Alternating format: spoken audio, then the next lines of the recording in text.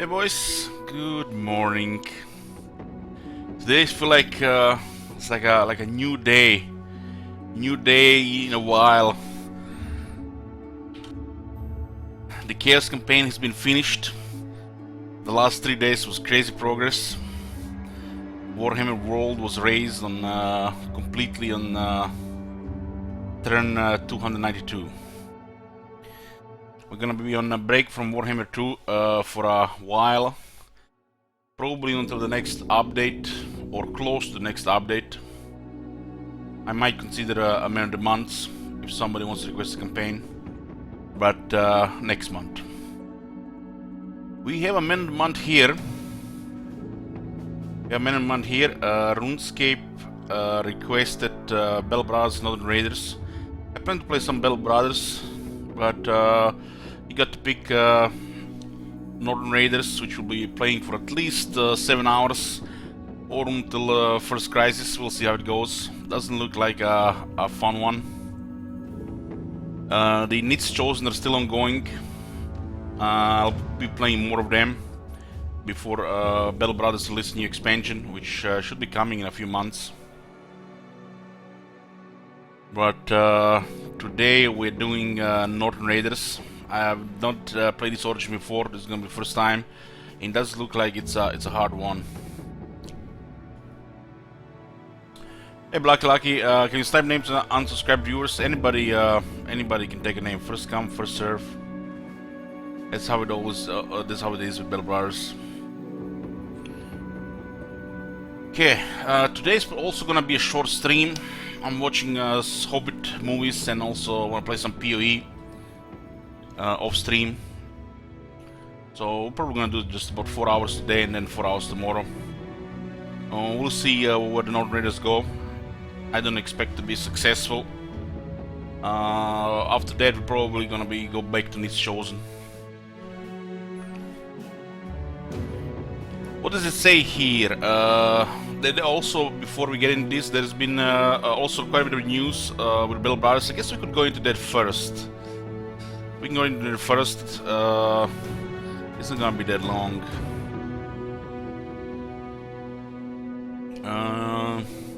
Where is it? At least quite a bit of news since we played last. Hey Sujek! What was the last dev blog we seen? Oh boy, look at this wall of text. Don't worry, RuneScape, this will not take time from Northern Raiders. We'll be doing it properly.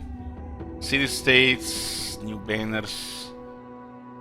Oh boy, we missed quite a bit here. Oh boy. I've seen Alchemy, dev block 126. I said I'm not gonna be checking all of these, but goddamn, can't help myself. Wanna see the new stuff. What do we have here? 126, 127. Okay, what does the 127 says? The Retinue Part 1. And now for something completely different, formally announced as company feats, the Blazing Desert DLC will introduce a new gameplay mechanic to Bell Brothers called the Retinue. Read all about it. God damn.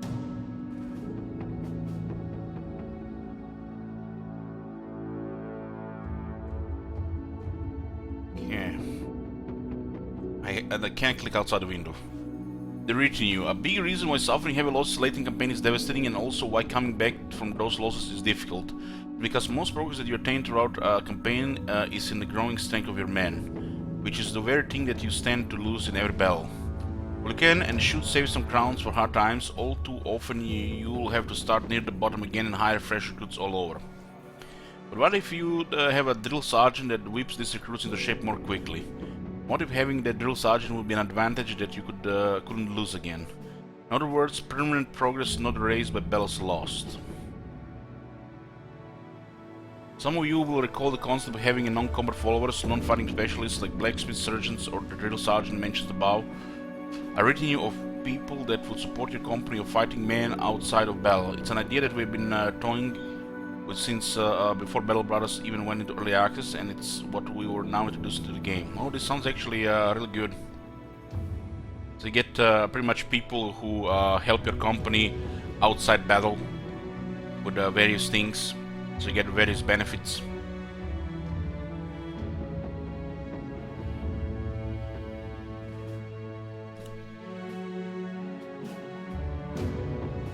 Your retinue of non-combat followers can be found in a new screen accessible from the world map. Here you will find the men, women, and children travel along with your company sitting around a homely campfire. There's few slots in total for you to fill, and several times that many followers available to choose from. Each follower pulls their weight by granting you one or more beneficial effects on the world map. Let's have a closer look at the Drill Sergeant. Oh man, it sounds really cool. It sounds really cool stuff. The Drill Sergeant. The Drill Sergeant was a mercenary once, but an injury ended his career prematurely. Now he drills discipline to your men and yells a lot to make sure that everyone learns from their mistakes. Makes your men gain 10% more experience. Makes men in reserve never lose mood from not taking part in battles. Damn, son. This is useful stuff. 5,000 shekels. Damn. Requirements. This is definitely stuff that will help with the end game feel more lively, and so you can take up more risks. Renown at least 1800, retired brother with a permanent injury. This is what is required. Okay, so their conditions.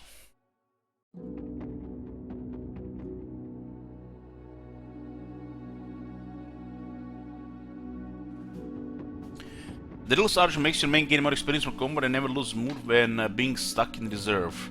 By keeping discipline and enforcing a hard training regime, in order to hire a follower like him, you will first have to unlock them. At the most basic level, followers require you to have a certain level of renown, but many also require other conditions to be met. For example, in order to unlock the Drill Sergeant, you will first have to retire a brother with a permanent injury. That's not hard to achieve, but other requirements can be more involved, giving new goals to pursue. Each follower costs a certain amount of money to hire, and you can replace a follower at any time with a different one for a cost.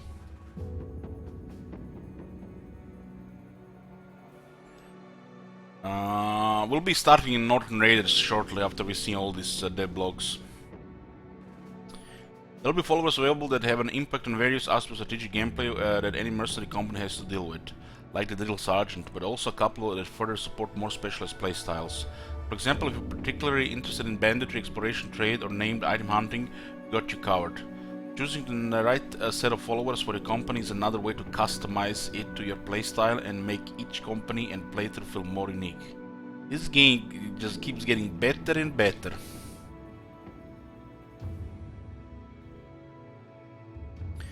In addition to your entourage of followers, you will also find a donkey around the campfire, which you can upgrade first to a cart, then to a wagon, and then to an even bigger wagon, each time to increase the capacity of your inventory.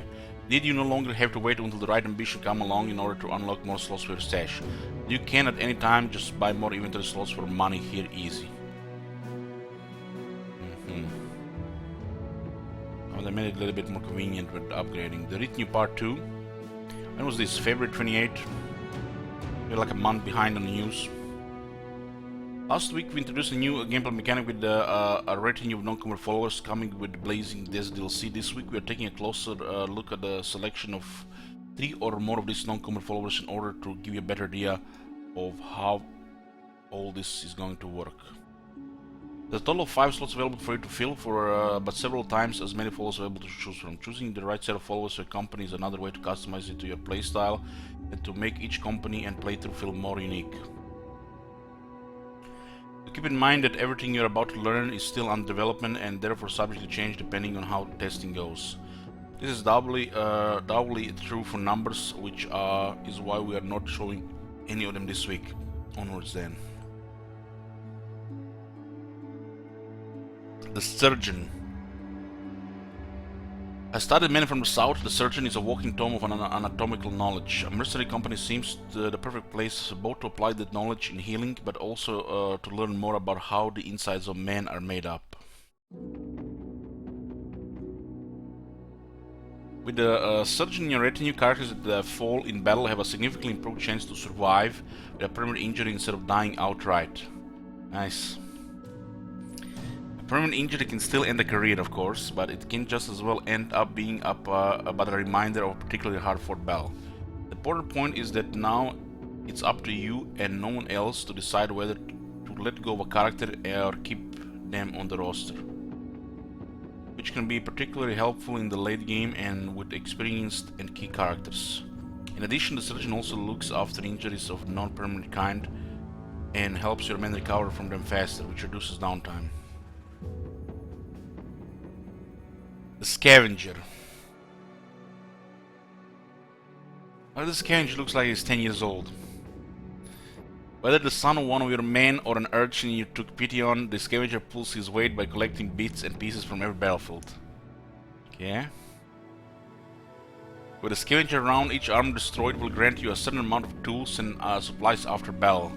The exact amount depending on what kind of armor it was. This makes the Scavenger a useful choice for heavily armored positions that need a lot of tools and supplies for upkeep. But also for companies that destroy most enemy armors with hammers and so can't loot those. But in this way, still receive some loot anyway.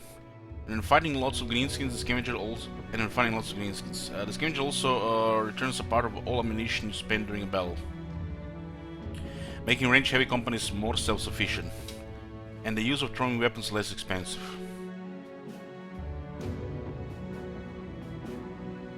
The Cartographer. Cartographer is a man of culture and knowledge, but he also realizes that traveling in the company of well-armed mercenaries is one of the best ways to safely see the world, explore places that few visited before. Available once you have found... God damn. This window is triggering. You should not be able to close it unless you press X.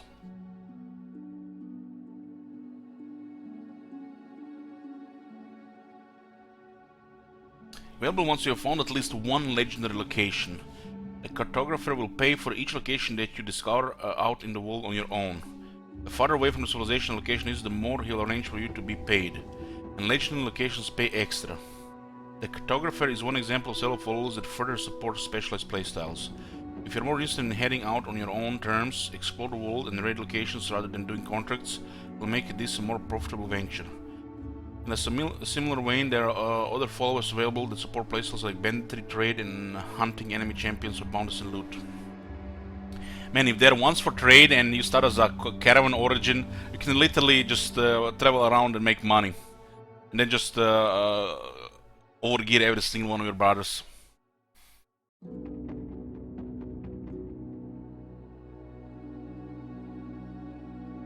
What was the next blog? City-States Part 1. A major feature of the upcoming Blaze Desert DLC is expanded south with several city-states that they have their own distinct culture, look, services, contracts, and more. Based loosely on the medieval era Arabian and Persian culture. Time to talk about it in detail. This is how the town gonna look like. Man, the soundtracks. I'm really looking forward to the soundtracks. I love Eastern culture.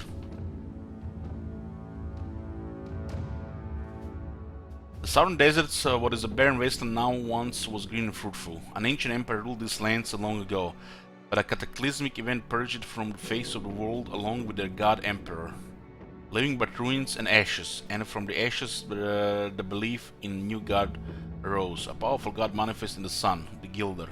And from the ruins, new cities arose, the southern city-states. What do we have here? A quote here. These wastes, you see nothing but sand, air is so hot it burns the lungs. Parian creatures malforming just to survive, and what of the man who strides here? Distilled to his essence. The north finds nobility between the empty chatter of their dark artifices. Here nature is nobility, and under such auspices it is the strongest who rise. Basket beneath the shine of the Gilder, and the weak who are burned beneath his sublimity. Is a measurement most peculiar and one not often understood by interlopers. Sounds like heresy to me, yeah, pretty much. Oh my god! Have you seen that shit? Hey Seglin, thank you for 31 months. What the hell? The southern city-states are magnificent cities now, easily as large as the largest cities found in the north. They dot the southern deserts where water is to be found, reigning over a precious resource in the otherwise dry and blazingly hot lands. The streets are abuzz with traders offering their wares on busy bazaars. Trade with exotic spices and fabrics has made them rich, and their wealthy elite are patrons of the arts and sciences.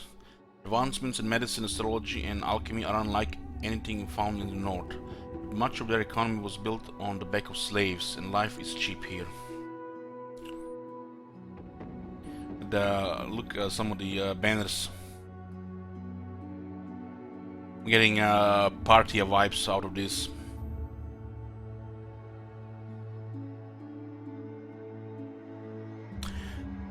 Anyone knows when the Warhammer update is supposed to drop? Weeks, months? We might get news in 4 to 5 weeks, but update probably like 6 to 8 weeks.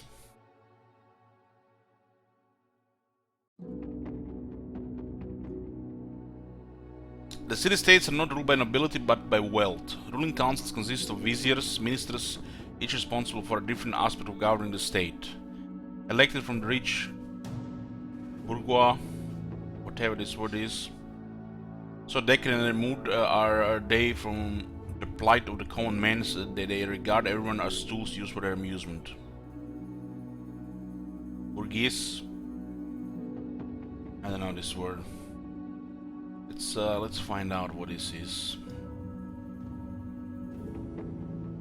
Bretonnian word, yeah. I'm not really familiar with Bretonnian. Bourgeois. Bourgeois. Belonging to or characteristic of the middle class, typically with reference to its perceived materialistic values or conventional attitudes. Bourgeois. Bourgeois. Ah damn man, it sounds so weird. Anti-peasants. So decadent and removed are they from the plight of the common man, that they regard everyone. Okay, a mercenary captain could find plenty of work here, whether hunting down desert raiders or crushing slave rebellions. They would also find disdain from their employers, who regard a mercenary as but a crownling, a slave of different kind, a slave to the coin. Aren't we all slaves to the coin?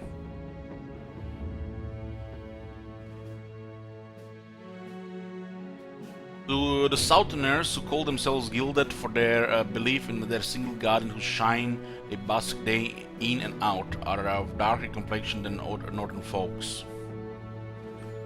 You'll find many of the same professions as in the north, but also some unique to their culture. For example, slaves can be bought on slave auctions and put to use even in a mercenary company. You pay for a slave once, but never pay them in wages. And the moral of southern backgrounds will not suffer should the slaves perish on the field of battle, for they are considered very much expendable here.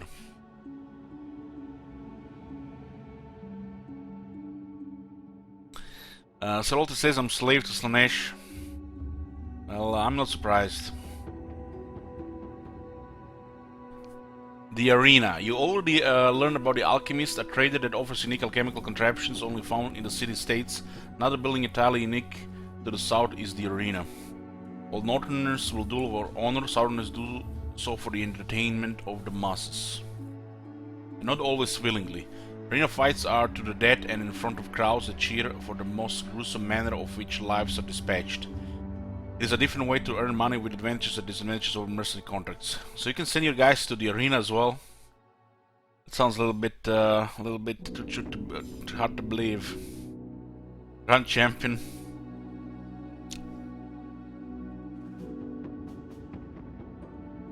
Unlike with mercenary contracts, in arena fights you're limited to fight with but a few men of your choice against various opponents.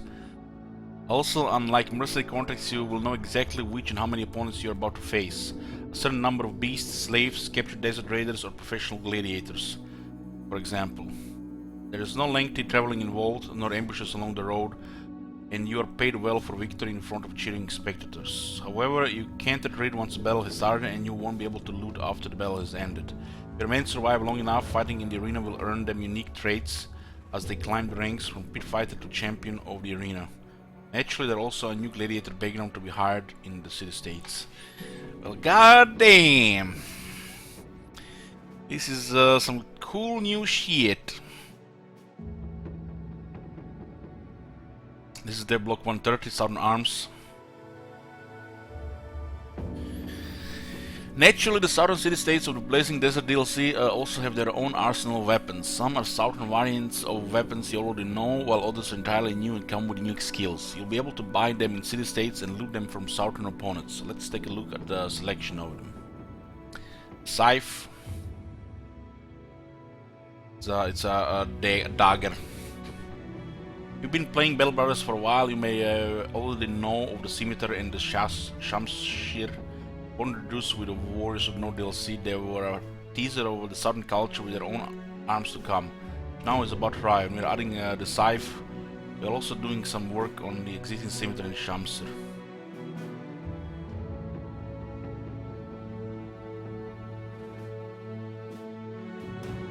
Curved swords. Curved swords.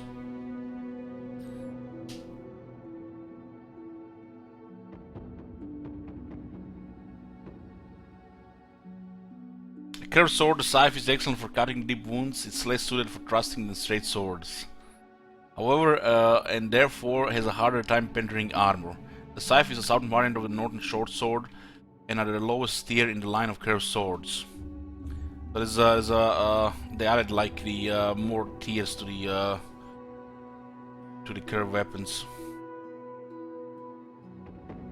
Makes you wonder if there are gonna be more tiers on. There's gonna be another tier on other weapons as well, or this might be just, you know, for this type of weapons that we had. There's an extra tier. Maybe just showing the art. Maybe these are just the three ones, the three.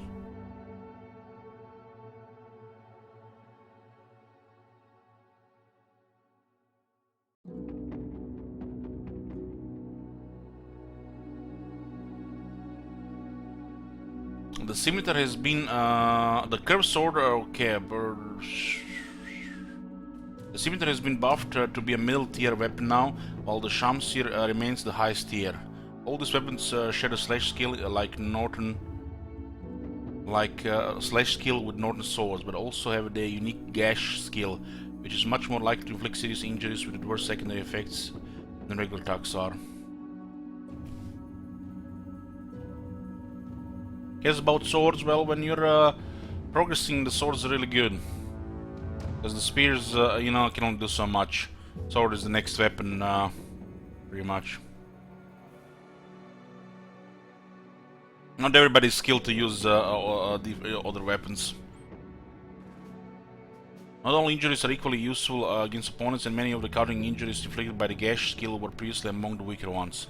We combed through all the cutting injuries to rectify this. Inflicting a deep chest cut, for example, will now always reduce an opponent's hit points by a percentage of their maximum hit points in addition to any damage your attack caused. May not make much of a difference against brigand thugs who don't have a lot of hit points to begin with, but it can mean a lot against barbarians, orcs, and many beasts. Injured orcs with a sword, I would like to see that. As cutting injuries become more worthwhile to inflict, the crippling strikes perk also becomes a more worthwhile pick, particularly if used together with the Scythe, Scimitar, or Shamshir, so to basically guarantee an injury. The shields. Identical in function to other shields already in the game, but with somewhat different stats. Southerners also have their own shield designs that show well how their arms are inspired by those of historical Arabian and Persian cultures. Bunch of round shields. Southern armies are rather fond of maces, and so you'll find a variety of southern maces with stats slightly different from their northern cousins while in the city-states. In fact, they also mount a mace on a long pole and aptly called it a pole mace. It offers the advantage of a regular mace combined with the range of a pole arm. Damn.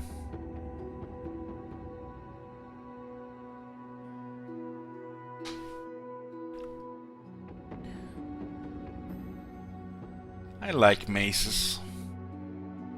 Pole Mace inflicts additional damage to fatigue with every blow. Using its secondary skill, a target can be stunned for 1 turn over a distance of 2 tiles. The Nomad Sling. This... God.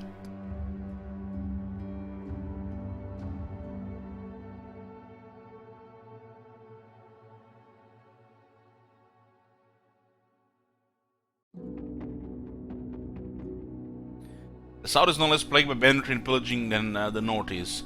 While the north has brigands lying in ambush along the road, the south has desert raiders descending from upon trade caravans. These desert raiders, or nomads as they are sometimes called, have some equipment not otherwise available, including one particular weapon, the Nomad Sling. A simple weapon used since ancient times and the favorite of many a shepherd, a sling is used to hurl stones towards the enemy. Nomad Sling is a higher tier variant of the existing staff sling with similar strengths and weaknesses, but better suited for the later parts of a campaign. It's not particularly accurate or damaging, but with stones abundant everywhere, it will never run out of ammunition. 2 stones can be hurled each turn, and on hitting a target in the head, it will inflict the dazed status effect.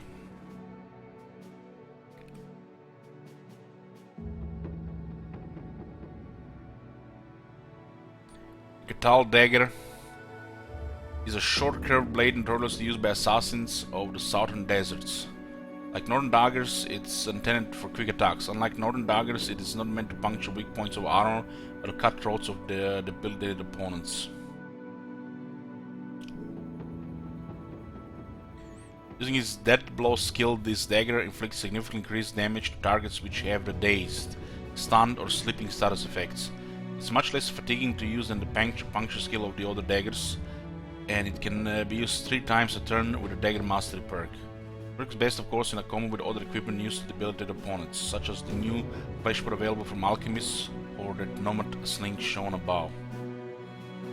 The Sword Lance. China confirmed. If this makes the game even more popular and people desire more content, we might even get further east DLC, right? As Yolden learned, the city-states were built atop the ruins of the ancient empire. It's no surprise then that they have also inherited some of their weapons. The sword lance is a sharp curved blade attached to a long pole and used to deliver deep sweeping strikes over a distance of 2 tiles. It's effectively a war sight that performs slightly worse against armor, but it's much more durable because it wasn't lying in some steel crypt for hundreds of years. So we get a quality war sight. Like all polearms, the sword lance can be used to strike a single target over a distance of 2 tiles.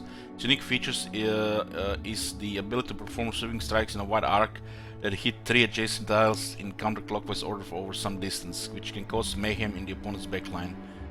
There's more new weapons coming with new unique mechanics. We'll take a look at those as well as over the coming weeks. God damn, this is the weapon to get! This is the weapon to get! It's basically a war sight that actually works. It doesn't break when you hit armor a couple of times.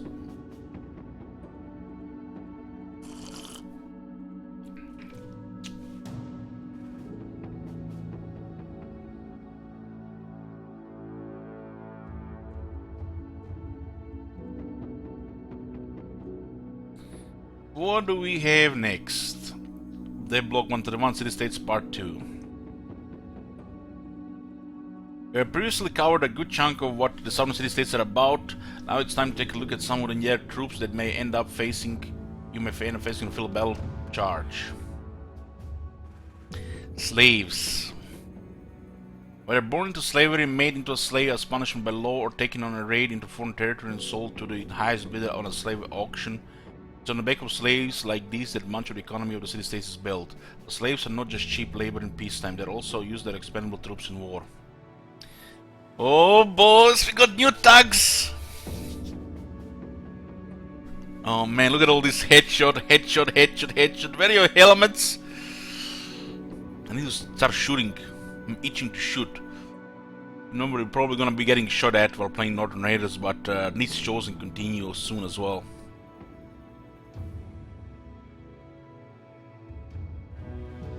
Life is cheap in the south, as the saying goes, and nothing makes this harsh reality sink in better than how the city-states treat their slaves. In battle, they are usually sent first against the enemy to tire out their lines before the real battle begins. They're poorly armed, many just carrying tools used as improvised weapons, and rely on swarming, flanking and overwhelming the enemy. They have poor morale and flee easily, but killing or breaking them does not affect the morale of any city-states troops that aren't slaves themselves. Damn! Can you imagine the new backgrounds? What kind of new origins are we gonna get?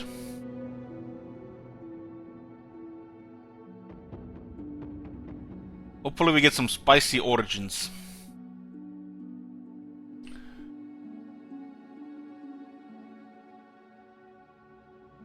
In fact, the city-state troops have no qualms about friendly fire when it comes to slaves, and they may seize the opportunity that slaves provide by locking down the enemy and fire their ranged weapons into the thick of battle. Sounds nasty. Yoo-hoo.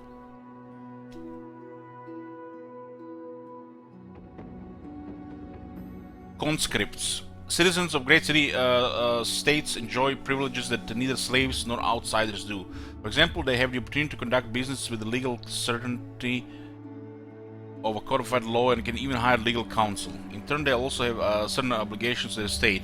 Having to pay taxes is such one obligation, but another one for every adult male citizen is either mandatory military service or paying a hefty sum into the state's coffers to be exempt.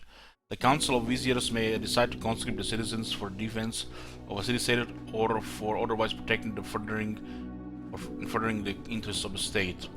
In practice, this can mean anything between border skirmishes with other states, doomed punitive expeditions deep into the deserts to hunt down raiders, and crushing slave rebellions.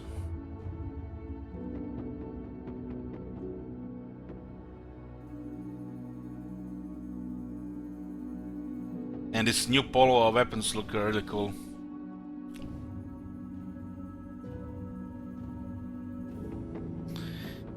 Conscripts make up the bulk of the military force of the city-states. They have received some military drill and are most often dressed in distinct southern armor made of several layers of linen, called linothorax. It's relatively cheap to produce. If they don't have access to helmets, they choose to wrap cloth around their heads to protect against the sun. Color and patterns of these head wraps are often linked to the particular region of the south, and one familiar would know what place of the southern conscript calls home by his headwear alone. Just before battle lines clash, conscripts employ a unique weapon of the city-states. It's one reason why they are a military power to be reckoned with, and you'll learn about it next week in detail.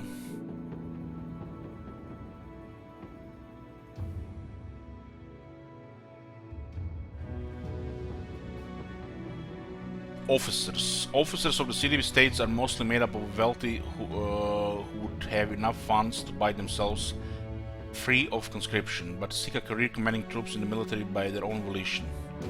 A victorious commander will accrue influence and gravitas, and some officers may consider the army but a stepping stone in a fledgling political career. Damn! Look at this two-handed sword.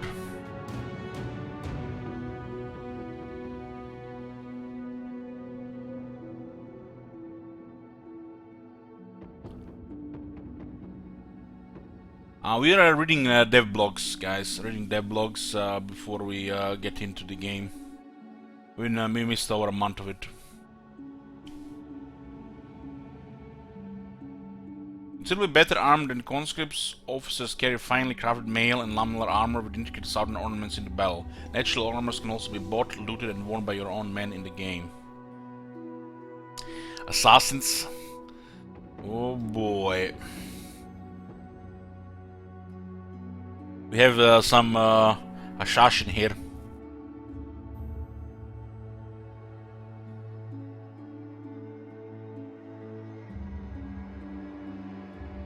Members of a secretive ritualistic cult, assassins deal in debt and provide murder as a service. They have no political ambition beyond the continued survival of their cult and that of their warped philosophy. So act only in service to other parties, like individual city-states. They are not encountered roaming on the world map, but exclusively as part of contracts and events. In battle, assassins wear traditional black robes over finely crafted mail. Many also choose to exchange their own face for that of their master and founder of their cult, the old man on the mountain. wearing metal face masks. Assassins have a nimble combat style and employ a variety of chemical contraptions like flash pots and smoke pots to daze their opponents and move freely between them, only to use a dull dagger with greater impact on their debilitated victims.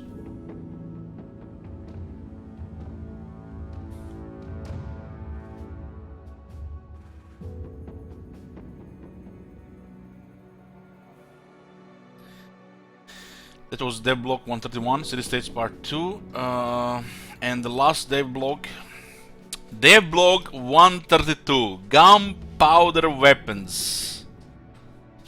Summon the Electro Counts. We have peasants to shoot. Are we gonna get some proper gunpowder weapons? So this is all experimental prototypes. As you already learned, here the southern city states are places where medieval sciences flourish. Advancements in medicine, astrology, and alchemy are unlike anything found in the north. You also learned a good deal about the alchemy part already, but now it's time to look at the finest alchemical achievement: gunpowder weapons. This requires a bit of an introduction, so let's start.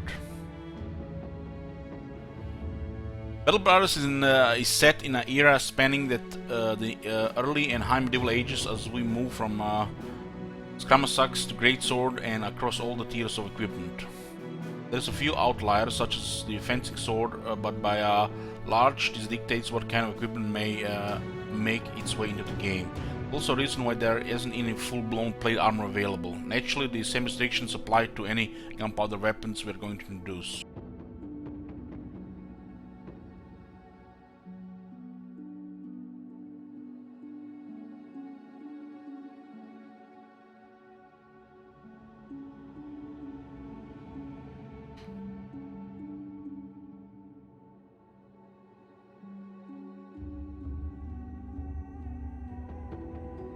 Until the Blazing Desert DLC, the setting was limited to draw inspiration from Europe. Gunpowder weapons weren't much of a thing there at the time, but it doesn't mean that other cultures weren't deploying them. Gunpowder weapons we're going to introduce aren't the muskets that many people may immediately think of, because this clearly would fall out of the era the Battle Brothers covers.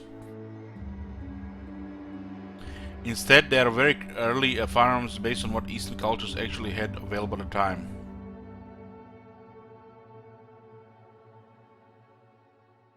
Gunpowder weapons work differently from any other ranged weapons in the game and fill their own niche. Their attacks don't target individual opponents, but instead hit an area of effect covering multiple tiles and always hit both body and head. Also differently from any other weapons, the skill of a shooter and the defense of a target don't determine whether the target is hit at all, but rather how much damage it is hit. The higher the skill of a shooter, the more damage a target receives. The higher defense of a target, the less damage it receives. For example, while you have a hard time dodging a lot of shrapnel being shot at you in its entirety, a shield offers a good protection against it. It will reduce any damage you might otherwise receive.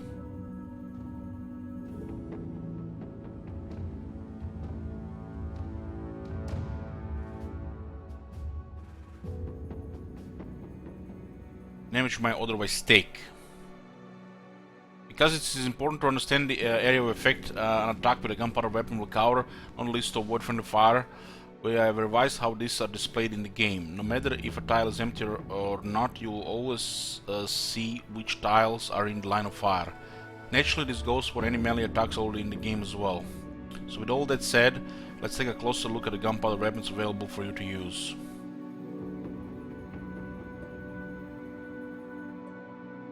The Fire Lance. The Fire Lance is an explosive charge mounted on a wooden stick. Once ignited, it will spew fire in a straight line, covering multiple tiles in front of the shooter. There's a limited range, but it can still be safely fired from the backline without hitting your own men. Victims caught in the jet of fire may suffer one of the new burning injuries. The Fire Lance has a single use in combat, after which it is burned out and useless. Like throwing weapons, it is automatically refilled after each battle and can be used again in the next one. Fire lances are particularly useful to soften enemy ranks in deep formation. They are able to set ablaze opponents in their backline that are out of reach of most polearms or greatswords and are guaranteed to hit. The conscripted armies of the city-states regularly make use of this before battle lines clash. Oh man, I feel like sniping with bow with aim shots is gonna be more important than ever.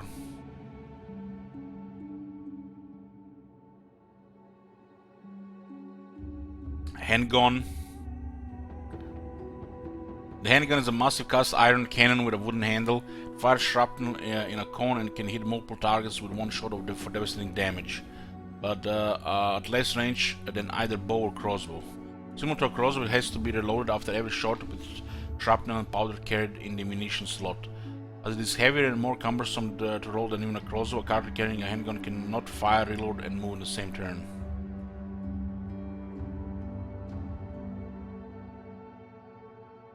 Now this one sounds very scary.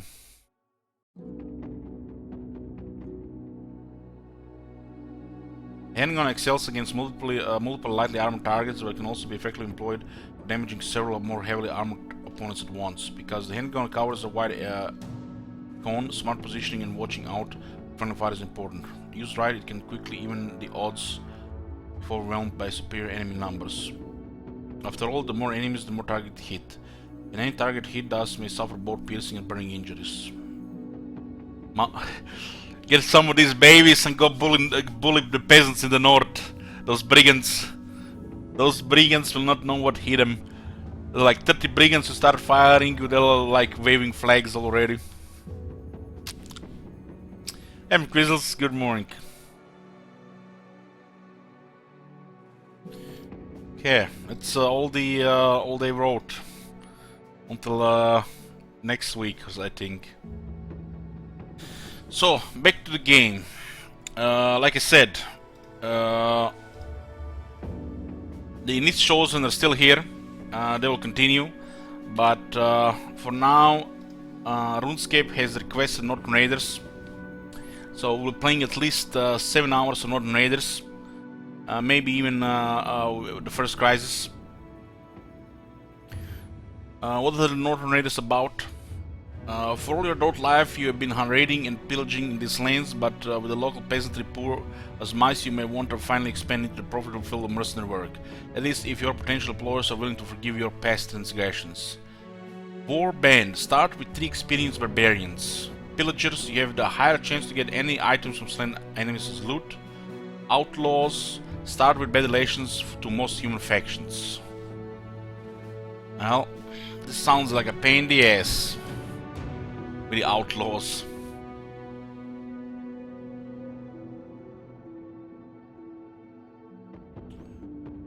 Yeah.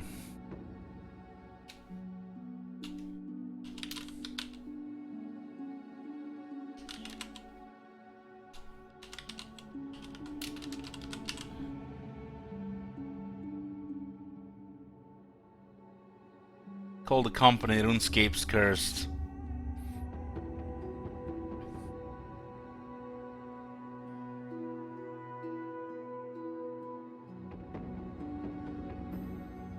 Late game crisis is random.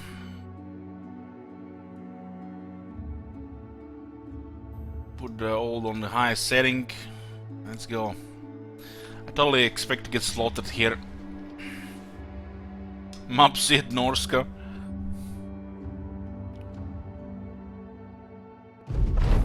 We have a short stream today, but we'll be having longer streams after a few days. I'm just catching up with some stuff.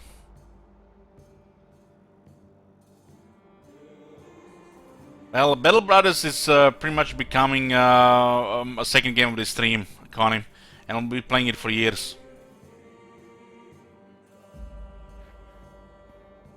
Pretty much, yeah. This is a very nice game to stream. People also seem to enjoy to watch it. So what do we have here? Background Barbarian. A sturdy warrior, Braum has been through many campaigns of raiding and pillaging. Well, a man of few words, the raider is absolutely vicious specimen in Bell. Even for a raider, that what he does to defeat villagers irks many. It is likely he came with you to satiate his more sadistic lusts. Follower of Slaanesh confirmed. Follower of Slaanesh confirmed. Bloodthirsty and huge. Look at the defenses. Oh boy. Hostile. Let's see the relations here. Oh god. Yeah, yeah. Where is this Harus Bartolin? Oh god. I'm gonna go south. South looks good. So we are in a war zone. How much food are we using? 9 provisions per day. Oh my god. Thanks, Ujik. Have you seen that shit? Holy shit. What the hell?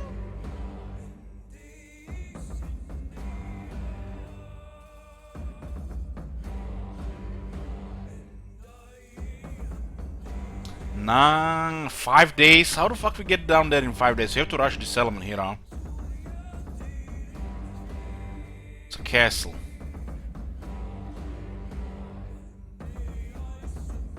You just have to go south.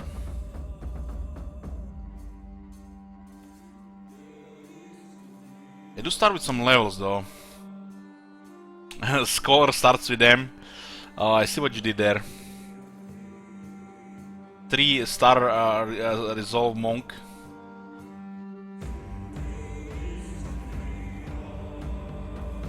One of them actually has a decent gear, but not my good health really.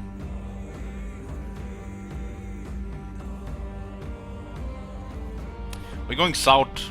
We're going south. We're not staying here. We're just gonna die here. Like the early game, the real game is roulette, Have you seen that shit? and one thing goes bad, it's over. So we're just gonna, the plan is gonna be, since all these houses are hostile, we just go south and stay in the south for a long time.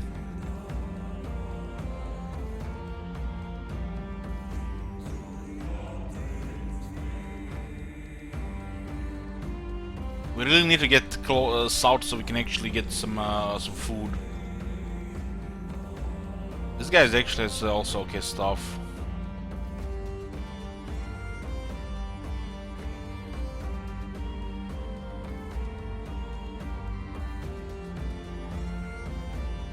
I mean, they don't look so bad.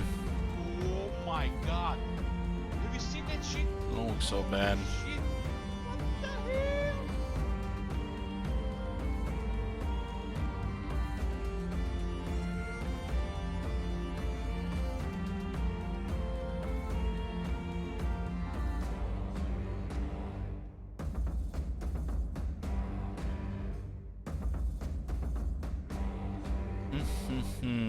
Thank Joe. Thanks, subsidiary.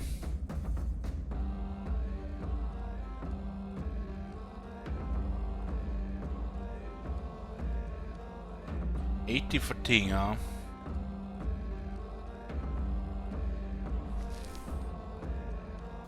We might get caught going south, so there's definitely gonna be some RNG. Can you be the monk? Sure.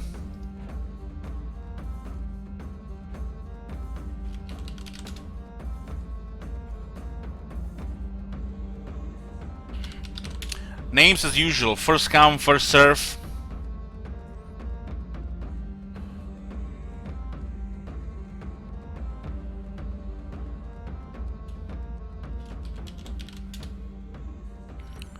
There'll be more people to come.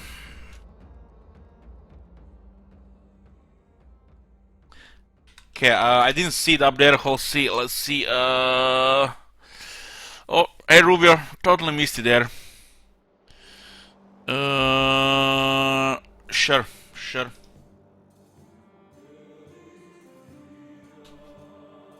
Sorry guys if I missed somebody in the chat.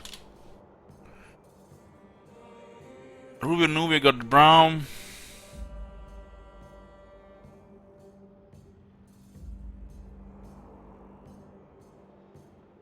Maybe got the Monk. Kevin got the Right Barbarian. Okay, sit. They're all targeted here.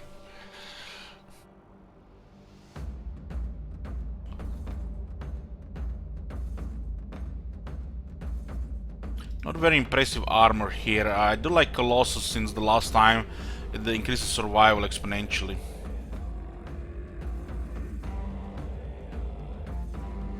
'81 health, much more bearable. And Gifted, my favorite perk in the game. I'll go with those two. Some mill defense here. What resolve?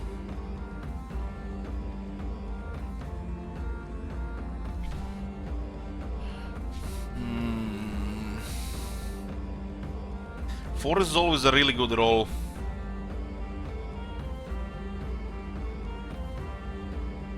For resolve here.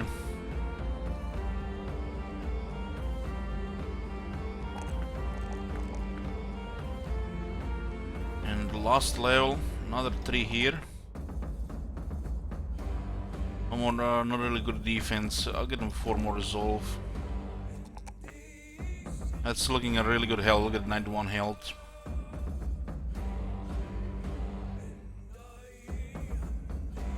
Well, when you don't have armor and every fight can be your last, Colossus is the way to go.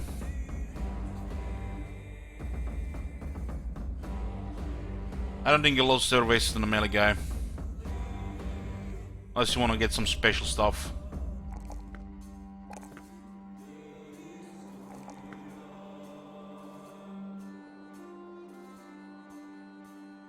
Oh, nice, you roll another 3 defense here.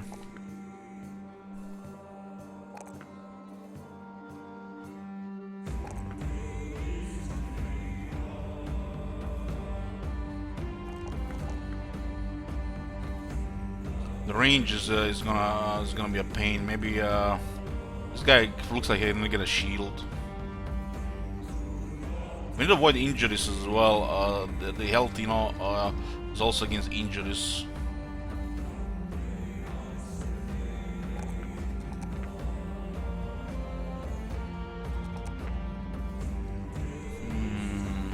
Nice, this guy has to start in defense.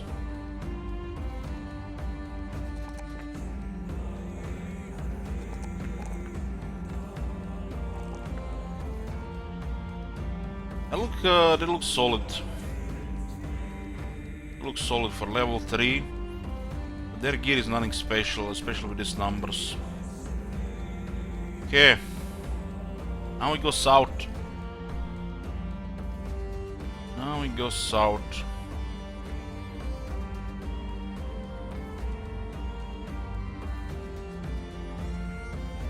This is probably a start that I would probably never pick myself. But that's why we have requests, boys. So RuneScape is a good request here. We have no time to spare, so we just have to go south. We have no food.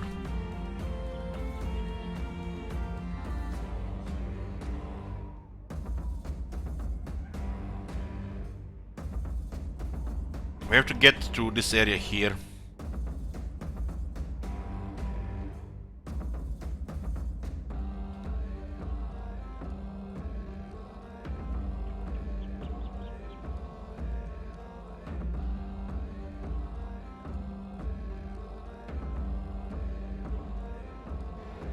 Come on, man! Supposed to be friends! This is rigged! I only have 48 food!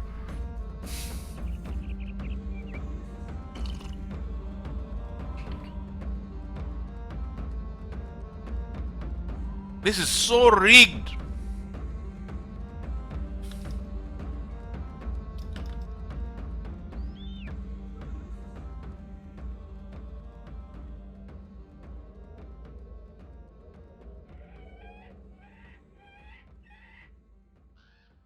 At least it'll be a quick request. Well, we'll do a 7 hours of it. At least 7 hours. It's like how the requests go.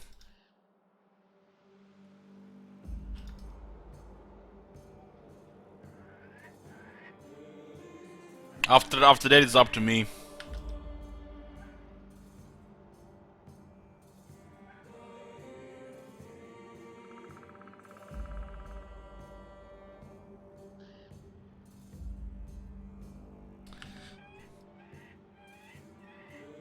Going through this thick forest, we are so dead.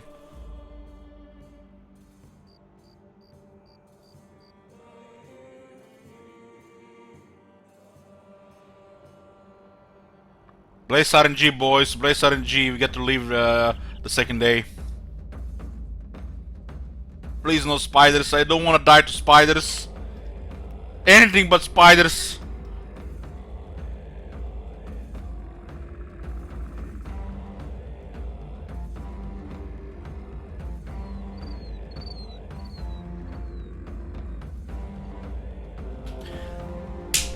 Fucking rigged!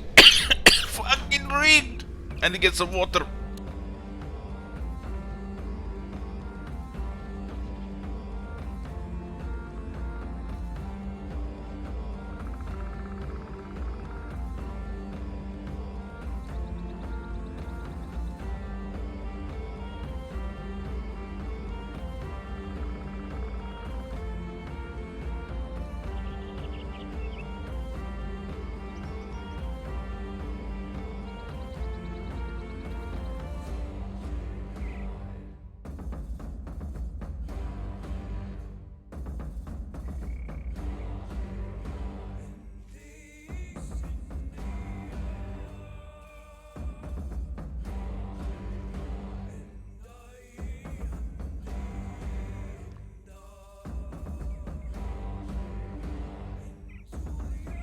They put things in our pet.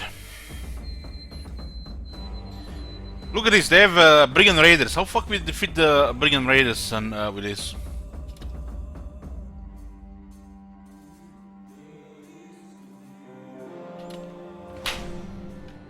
RuneScape, you sick bastard! What is this? It's supposed to be made off time.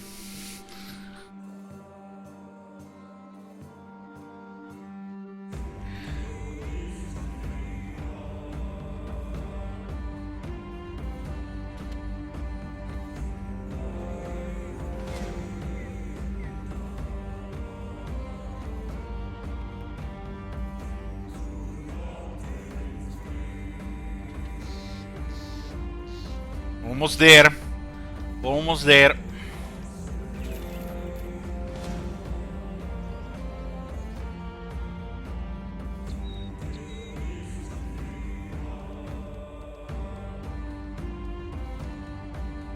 They're going after me, no, they're ignoring that caravan now.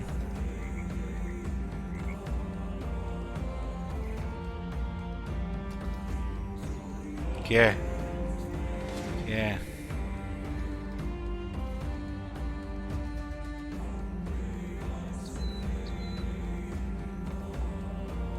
Some, huh? We have 4 guys. Would have hoped to see some Wiedergängers here, not some armor Wiedergängers on day 2.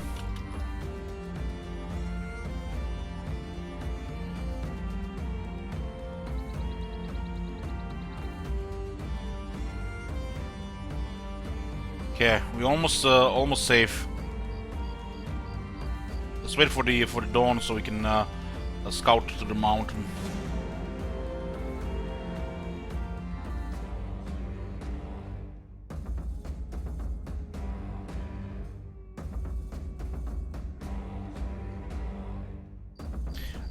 All these red towns, they will eventually go back to normal. But if the green faction is out, we are neutral there, so we start there. Like, it's obvious what you need to do with this faction in the beginning. Just go south, because the north is dead.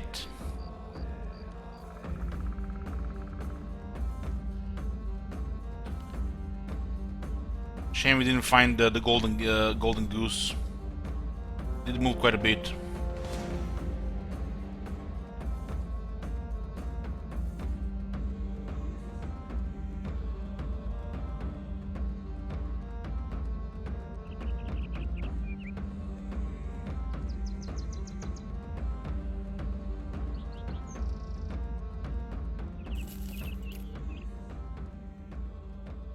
Okay. How is this house called again? House Bartolin. Okay, 50-50 we got down here. Oh man. It's a close one, the brigands.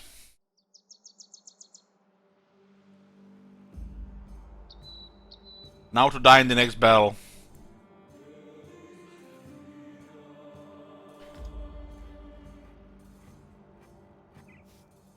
Okay.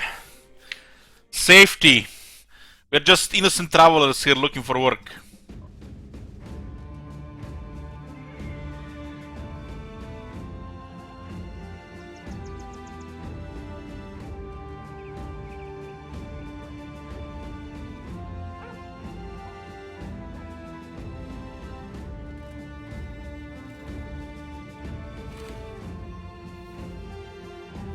Don't have any weapons on.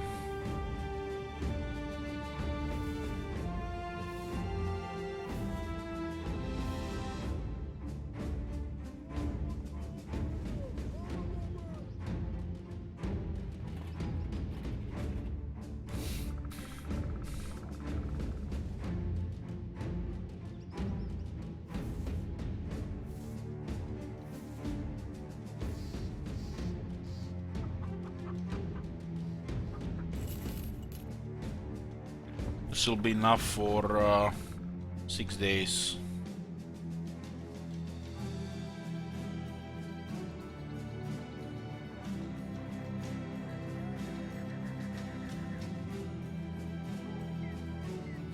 This is a 160, huh? We could equip one guy. How much are we paying every day? 82 crowns per day? What the fuck? These guys are so expensive. What in the shit? Just retire all these guys, get the new guys. What the hell? What the fuck? Oh man. This start feel like, you know, just get rid of the guys and just start with nothing. Just get a couple new guys and build up slowly. The game is just begging you to do it.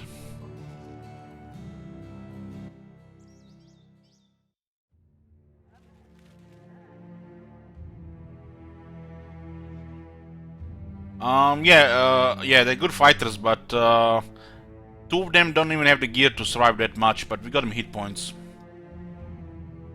This is the first couple of fights are gonna be the hardest. Hey, Bress. Oh my god. Have you seen that shit? Holy shit. What the hell?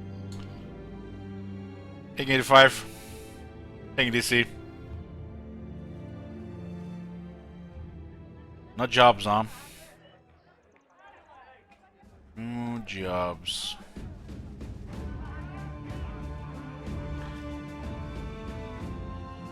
We do have we have one Warhound.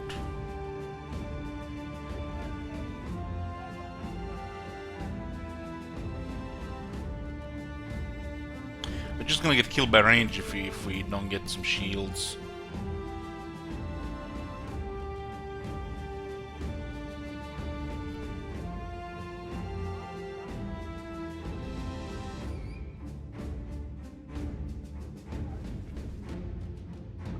How's they even looking? Like they're gonna be shooting Rubio, huh?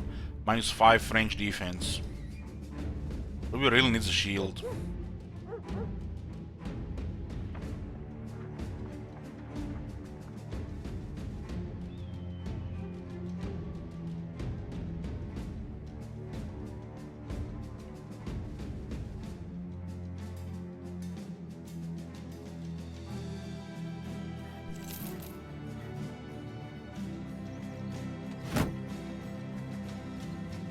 We should get shields for everybody. I mean, what can we even fight with this? Like, even if we get like 6-7 tugs, it's still gonna be hard to defeat them. It's gonna be RNG. You know, they get a couple lucky hits, it's over, right? We do otherwise have pretty good stats here. We could just use more shields.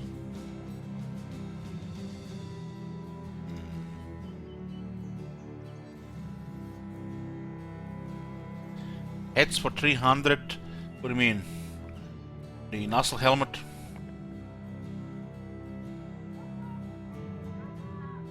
Leather headband. Leather helmet.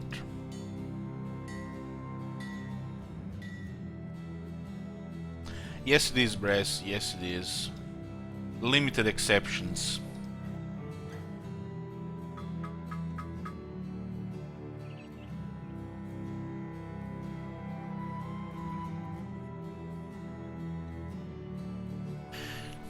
This one definitely looks a pain with low funds for sure. And these guys are expensive. For some reason, these guys are very expensive.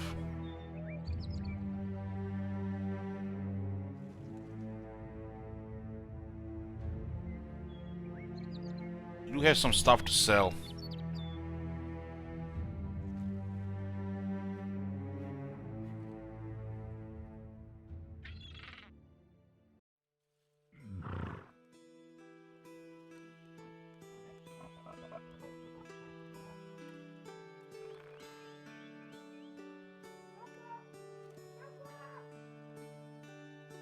I feel like we need one more guy at least with stuff. Secure a Crescent Mausoleum, 400 crowns, 1 skull.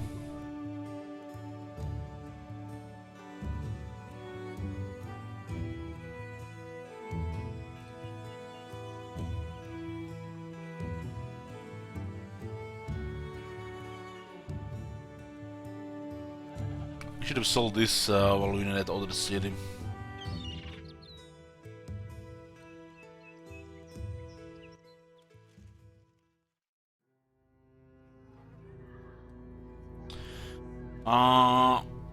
It's a free sandbox game, Paradigma. You know, there is lore more than story, you know.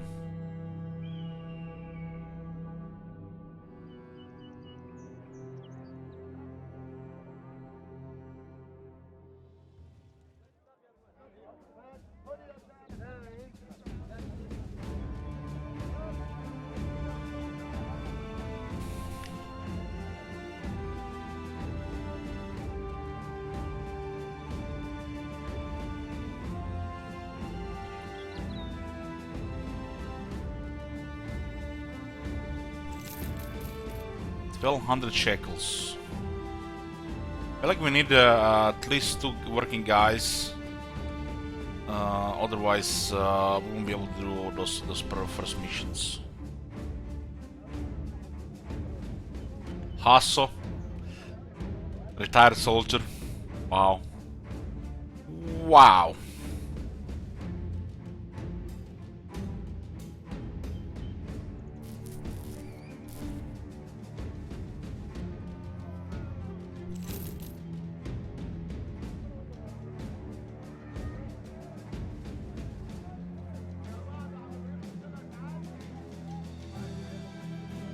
Ideal here, but can a little bit too picky. Take Wolf.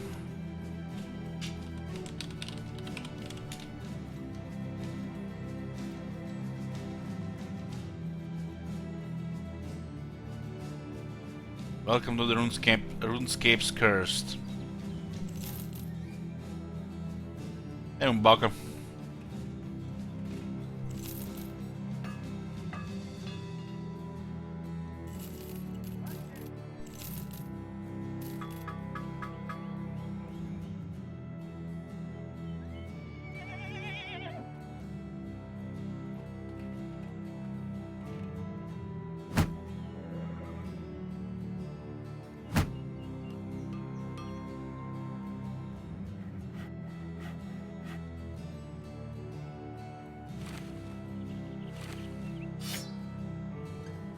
This guy's gonna be so dead.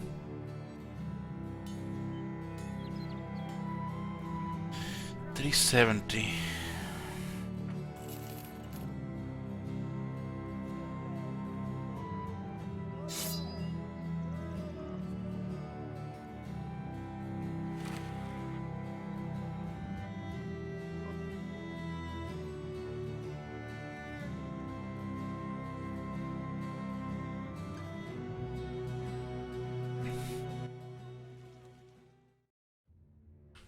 Trade City.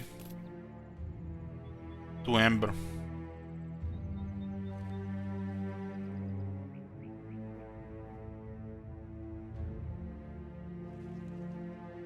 way too expensive, man, these three guys.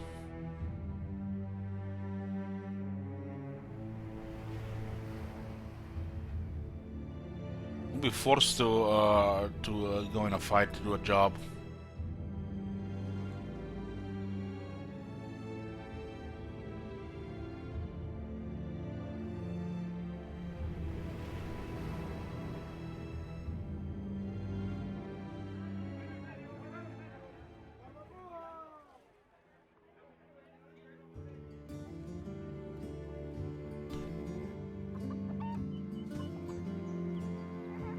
Yeah, these are the ones we want. Hopefully no raiders.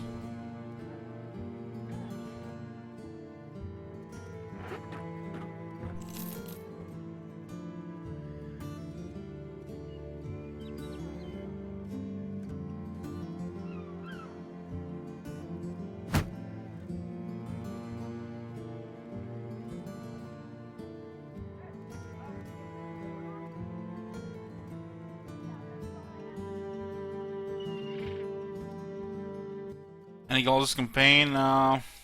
It's been a request, so play at least 7 hours. Hmm.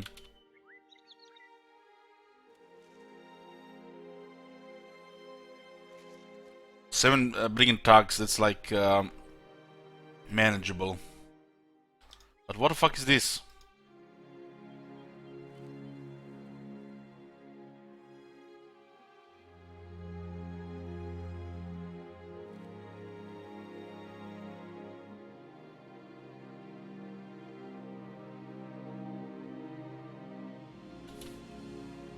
What do we do about this?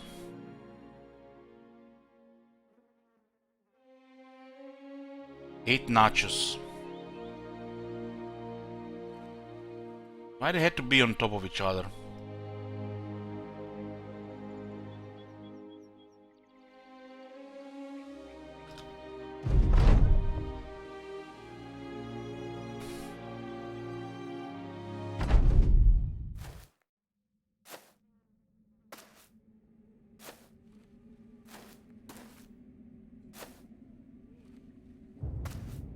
We don't have the armor to take the damage.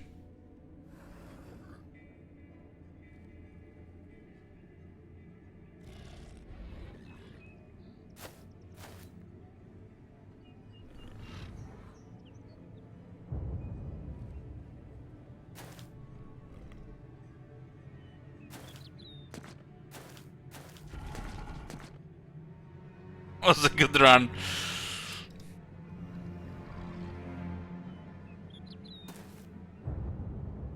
Yeah, short stream today is actually it's planned the short stream today. I've been watching Hobbit movies, so don't want to watch like a TV show with no time.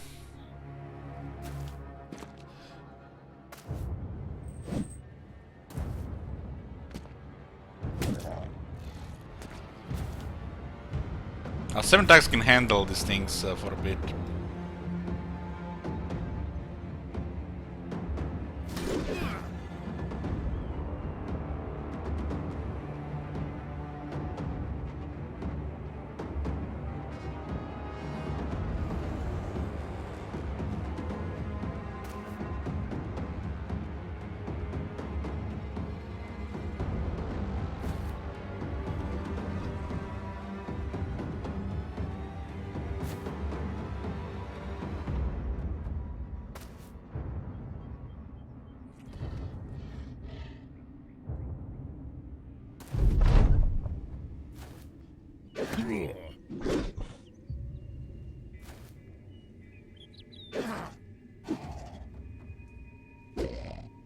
That guy got lucky.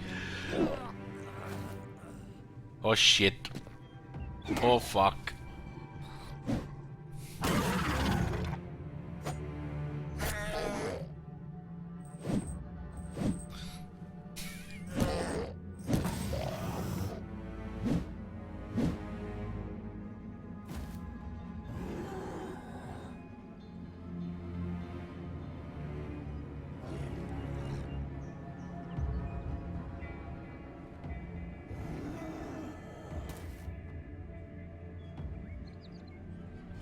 The guy will eat, huh?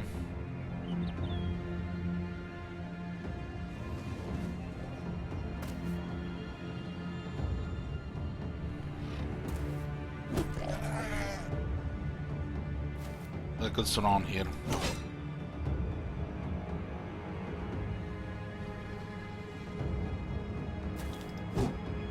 81 miss. Come on, game. It's my first job. Be merciful.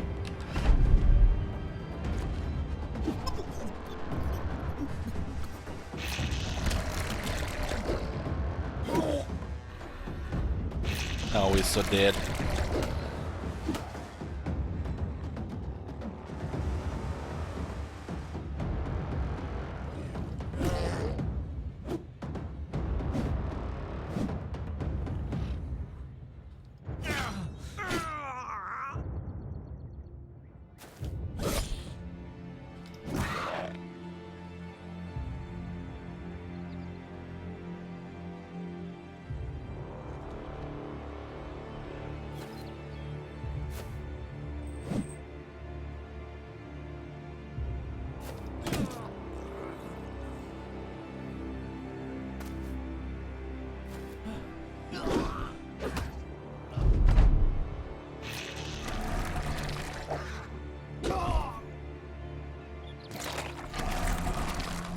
Why did it have to be ghouls next to these guys?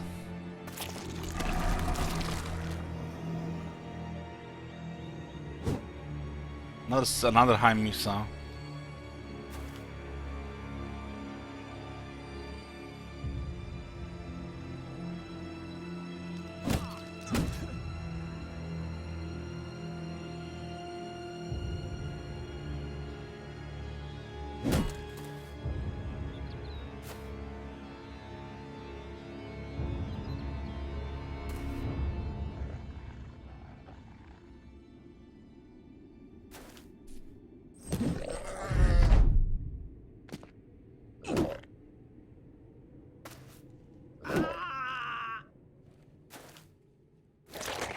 This is a really bad way to start this.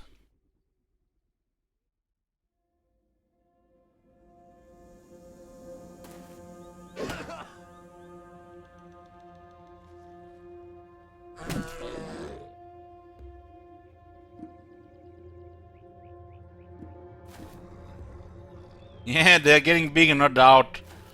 Look at the first fight we have, it's cancer. Supposed to be fighting 7 thugs, not nachos of this size.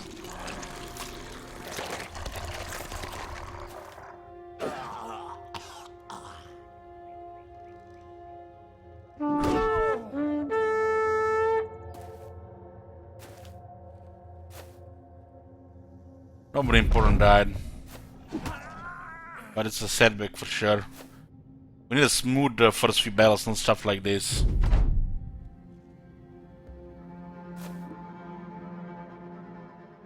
We get no loot.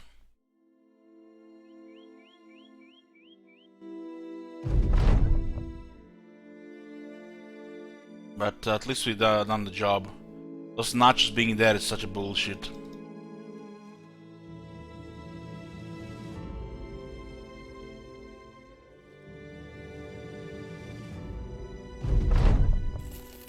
So far we had the barbarians right in front of us when we started. 2 group of brigands going towards us when we fled the barbarians. And our first job had 8 nachos on top of the brigands.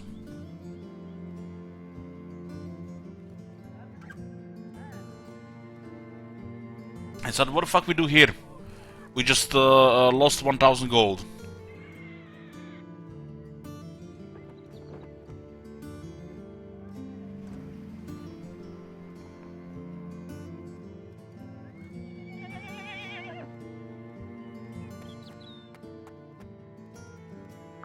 Just lost 1000 gold, and these guys are way too expensive.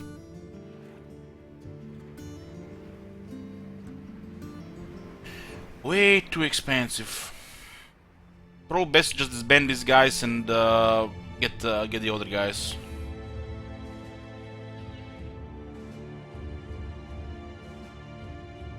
76 crowns.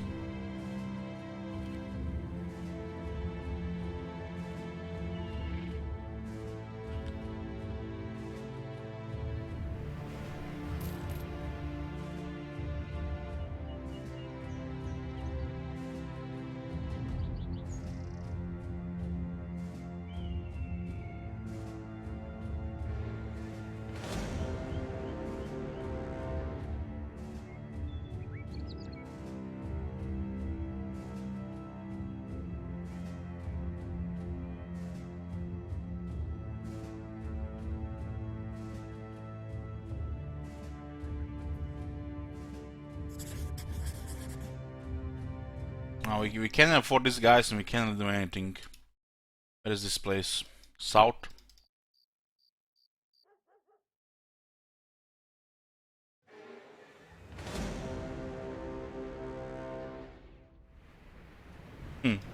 Look at this new nacho spawn on top of us. Oh my god. Hey Stalker, thank you for 25 months. Shit. Holy shit. What the hell?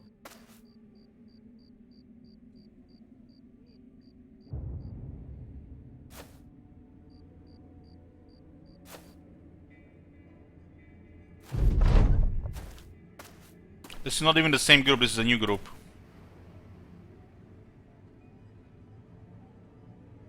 Got at least some high ground here.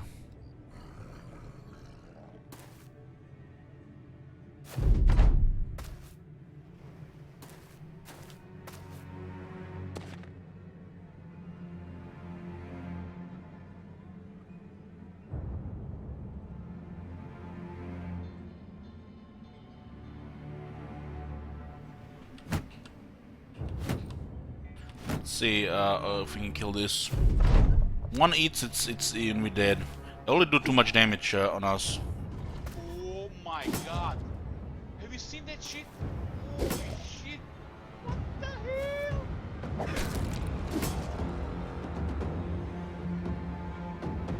Hey, cheers, Richter. Thank you for 5 months. And look at this. We are outnumbered against 6 guys and we missed twice 6-6 in a row. That's game. And a 75 as well.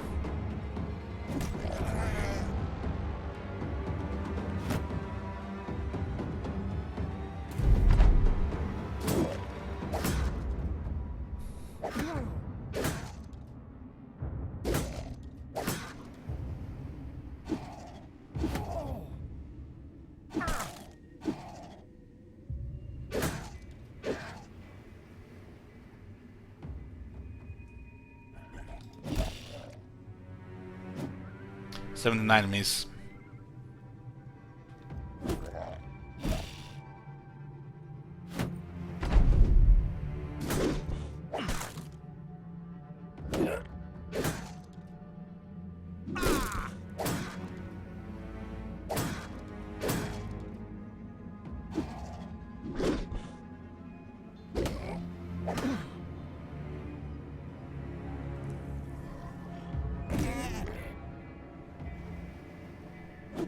Hmm. 77 miss. Now Kevin will probably die. We have no more take for the shield wall. Maybe get lucky here. 6 miss.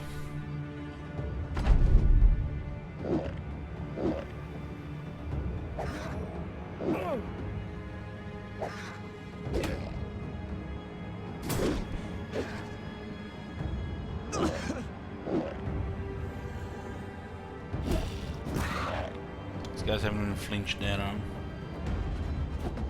58 miss.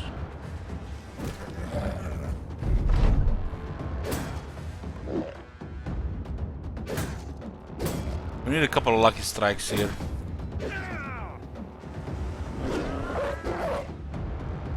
I forgot about a dog there.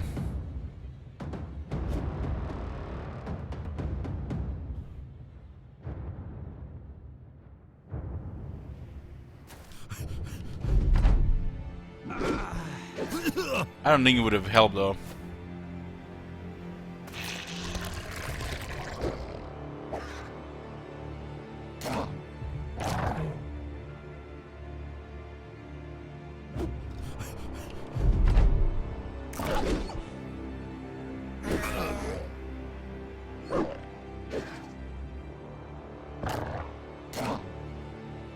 There's only 35% chance to hit.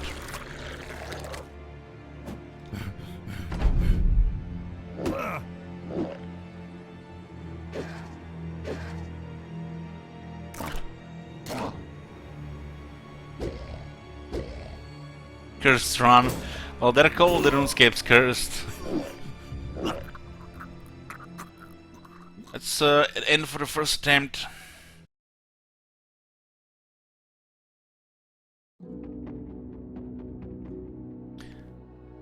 So what should have we done with those 7 tags and 8 notches? Just run away, but we don't have money.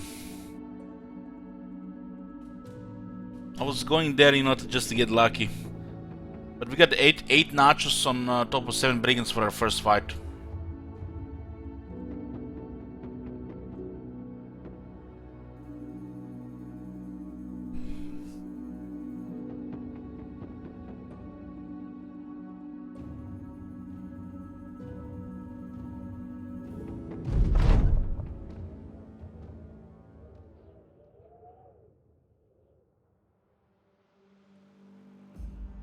Yourself gets out.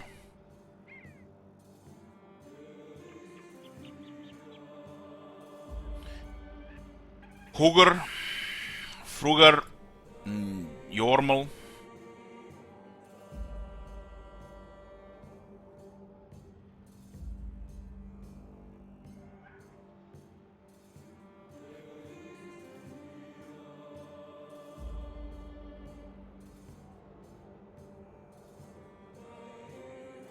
Kevin Lily wants to be in the company, huh?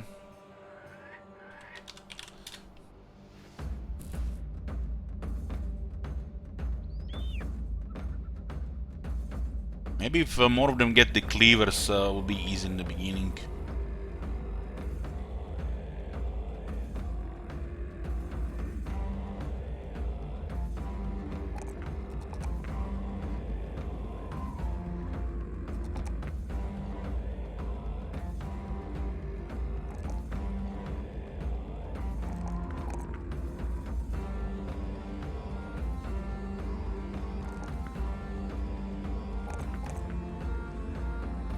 Only 6 health.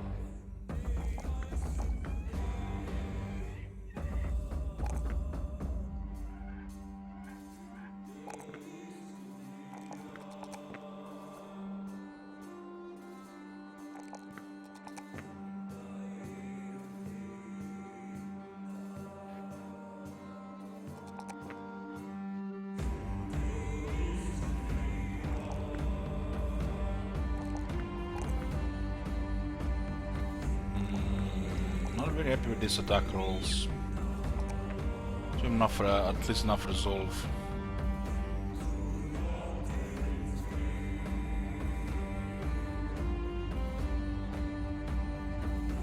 Axe hammer is probably the worst weapon to get on these guys, certainly. It's such really bad damage.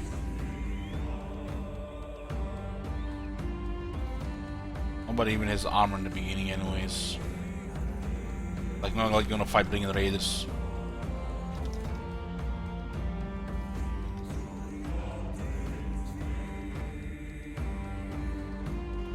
Oh my god.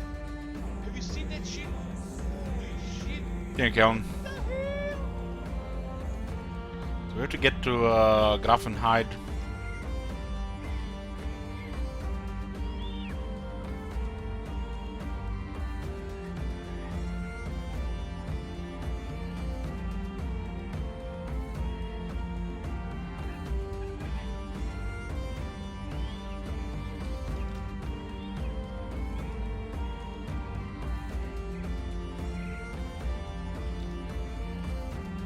guess the best thing with this star that you can get is the golden goose. If you get lucky to find it while traveling south, that will make the runs bearable.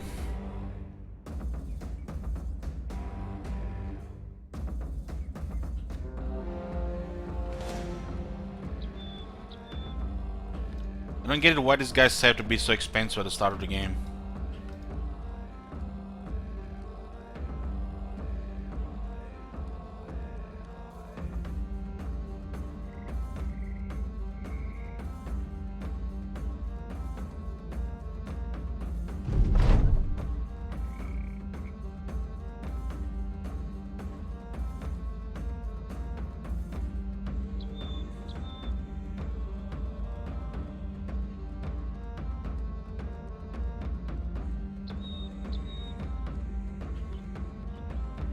Okay, a little bit more luck this time going south.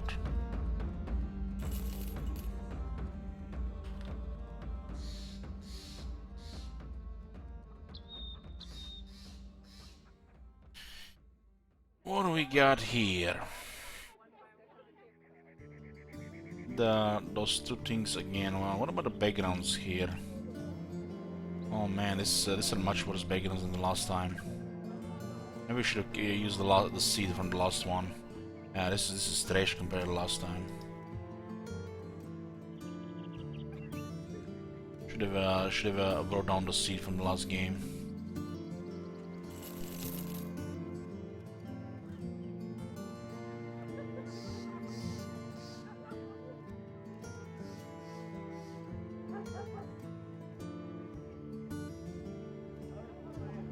Northeast. We have 1500.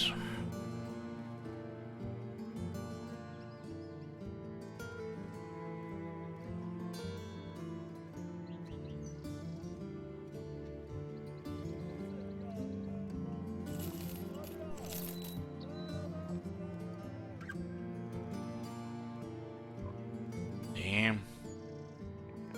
Damn, he got fragile.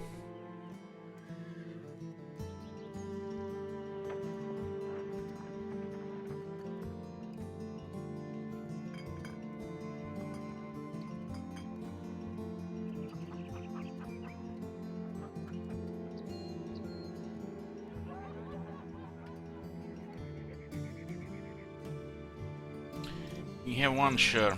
Sure, you can get this guy.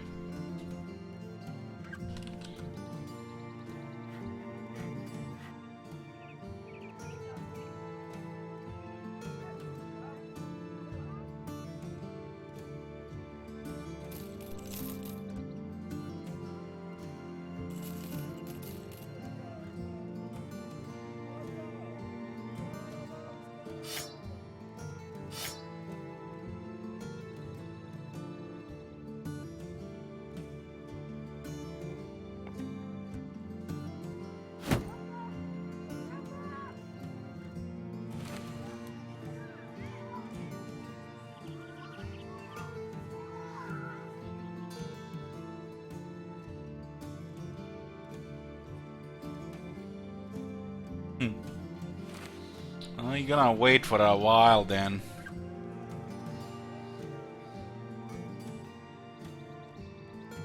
It's probably one of the worst origins for the beginning.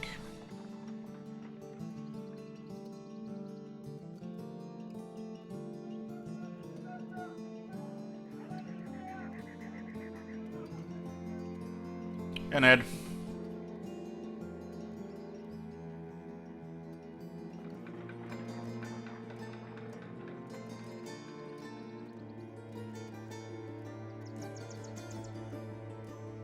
$300 coins, northeast.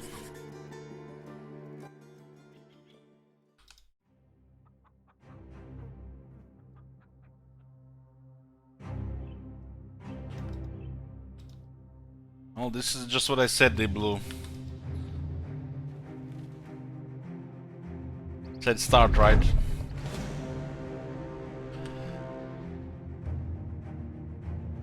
What difficulty are you playing, Deep Blue?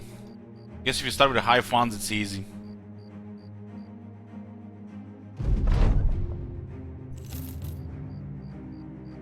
hard as possible.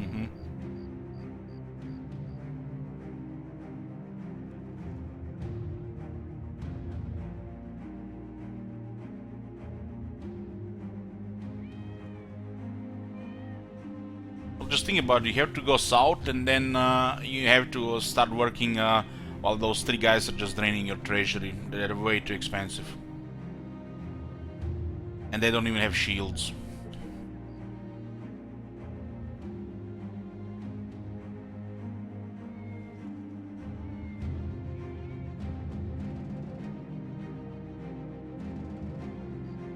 Southwest, I guess we're going down there.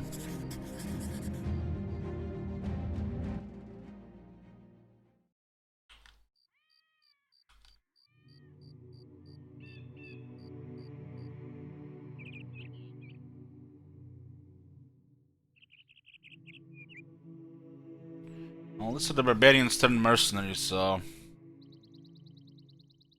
doing mercenary work.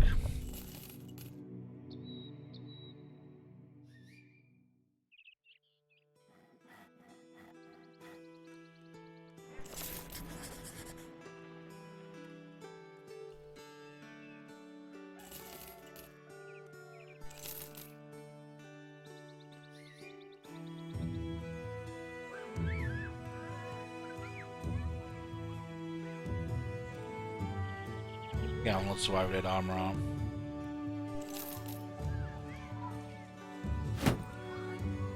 Look at this, man. Oh, I miss my niche chosen already.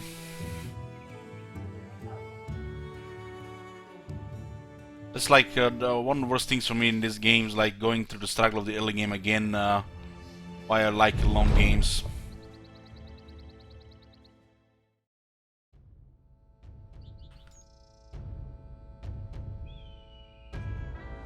Managing it for a long game.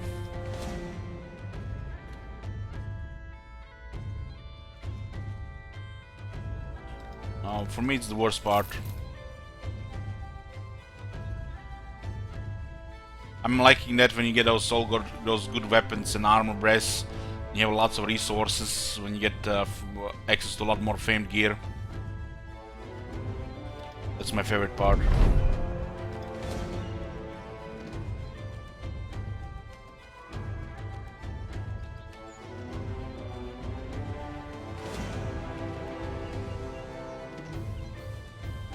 What the fuck is this shit, man?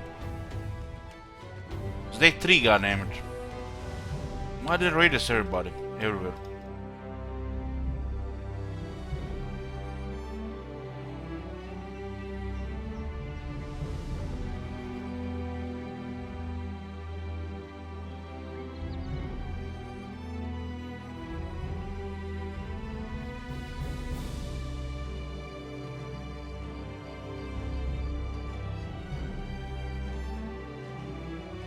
Bitterfeld.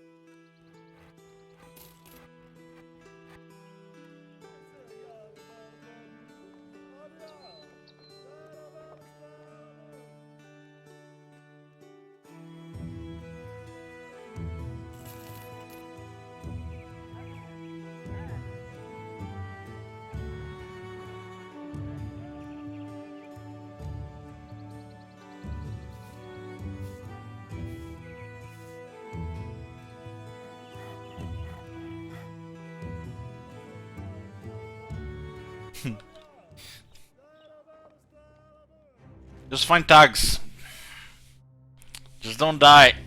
Just don't miss 70 plus rolls on average.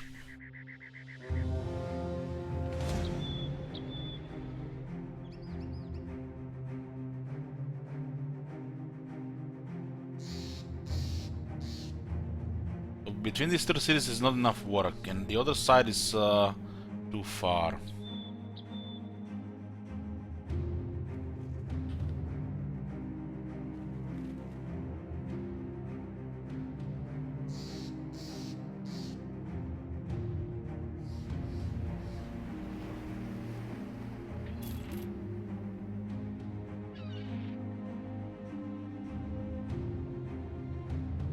How they just rushing towards me like that?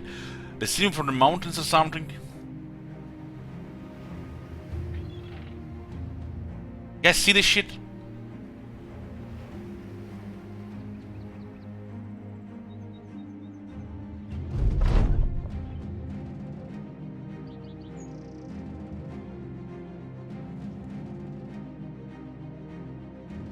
It's like this is the only place we can go to get some jobs.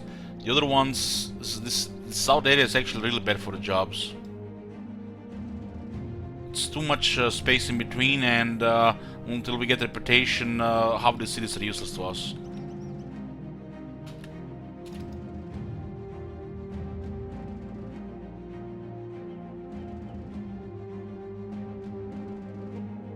Okay, 2 groups of brigands are here.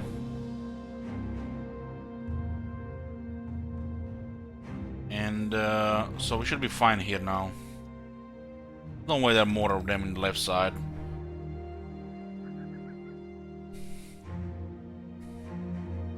We need to get a few more items before we're going to a fight.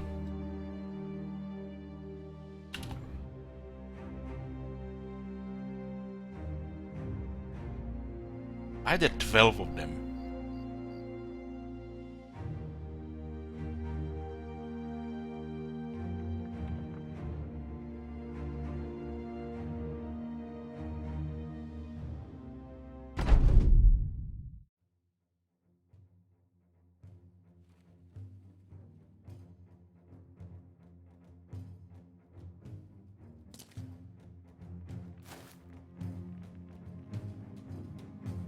We have only shield on one guy, so only one can tank the shield wall.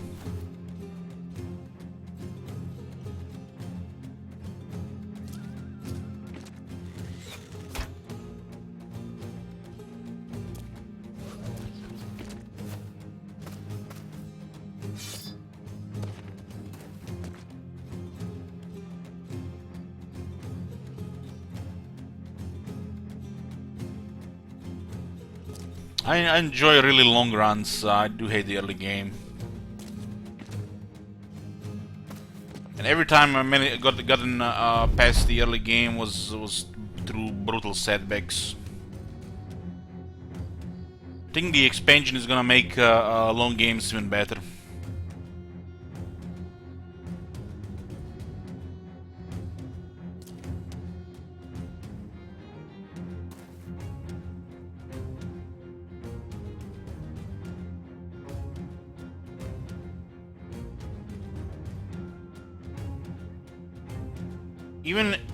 Even if they don't take any damage or attack a single time, there's still a chance you don't get to the loot. It's not guaranteed.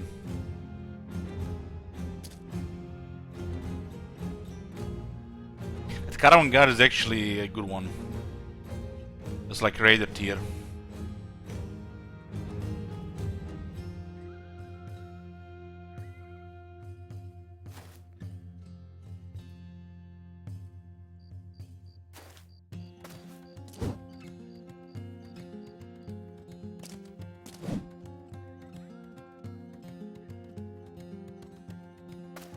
The archer there.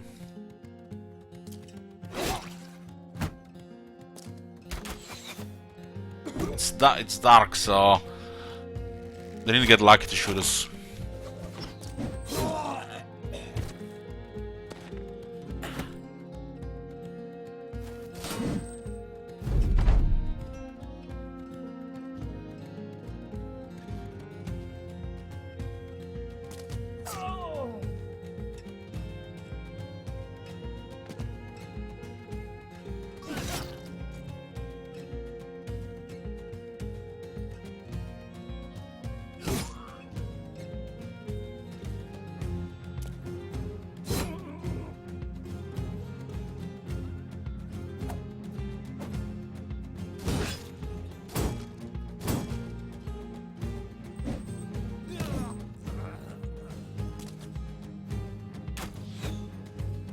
Who's that?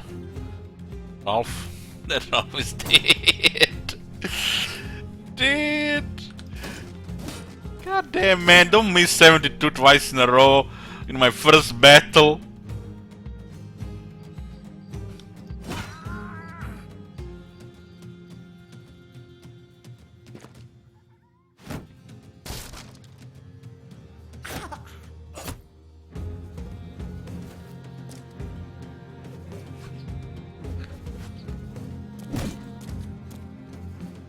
And they're getting confident there.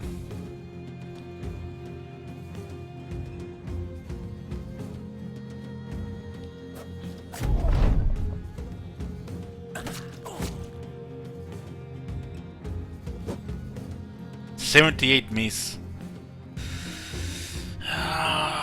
This is only too much stress today. Linux would want to do stress today.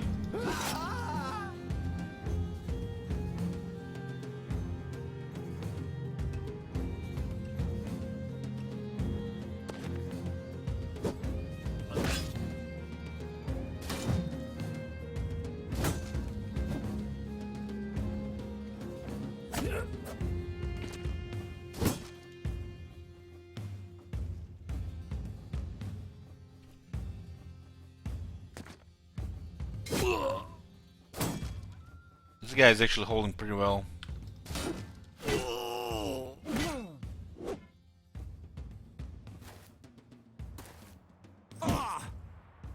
Never mind.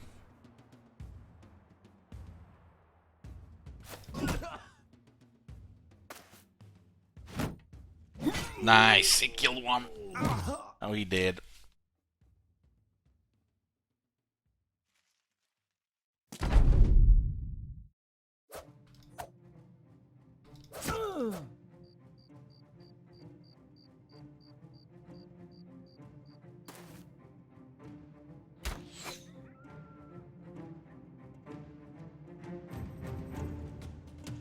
Have very low armor here.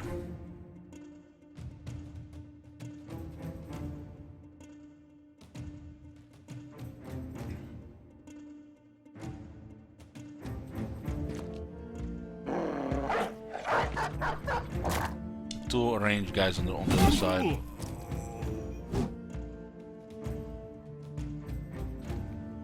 Don't miss. 73, come on. Yeah, good.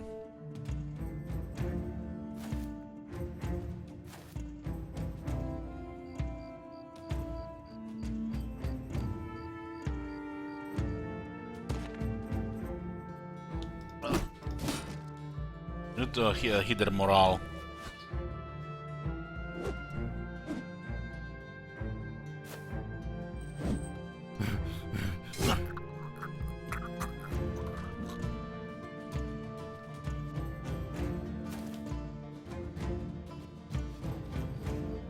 There's a chance to rout this guy by moving closer there.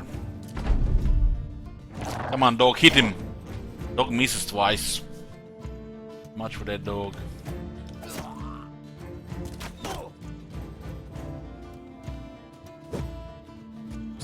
Miss. 71 miss. And we get hit on 35.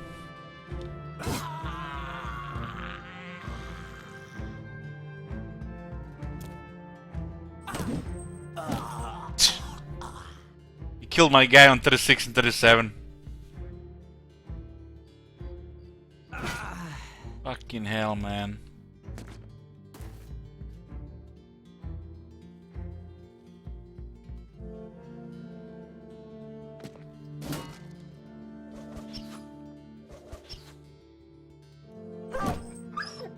The dog was useless.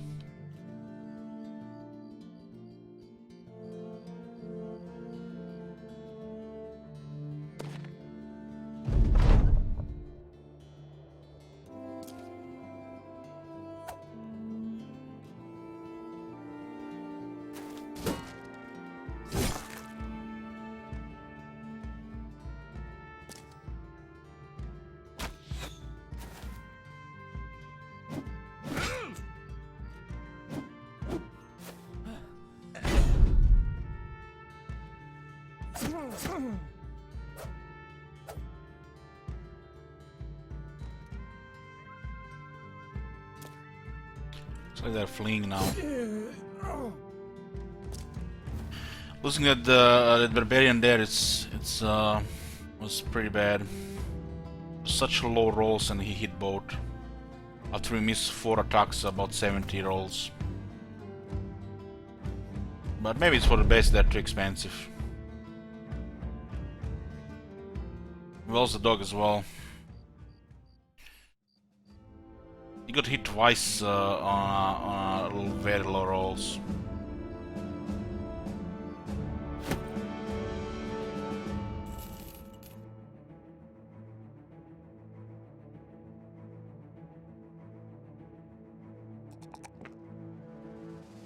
This guy has a very low resolve.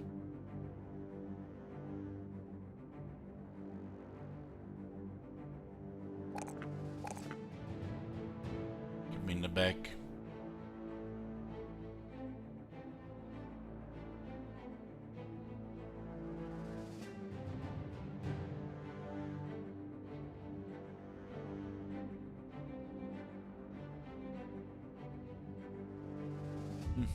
What is this one? 6-2 health.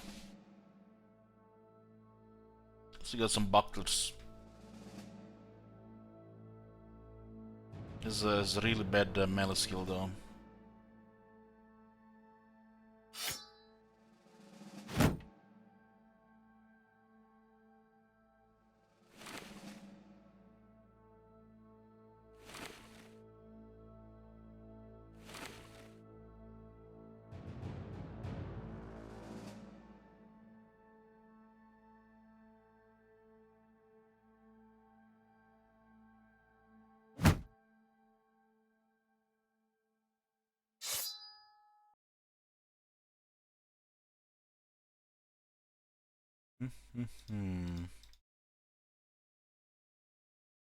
Monk's robe, linen tunic.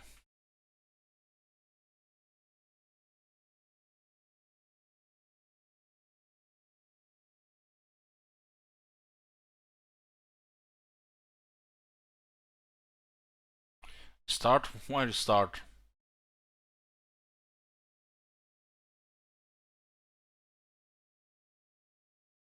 Getting a perfect start, it's like you just gonna keep restarting a million times. I'm gonna limit myself to restarts a day.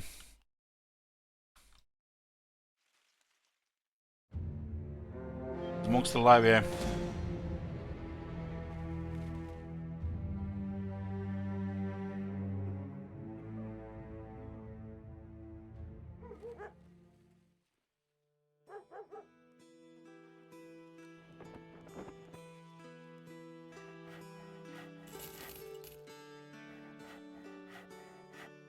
And tools.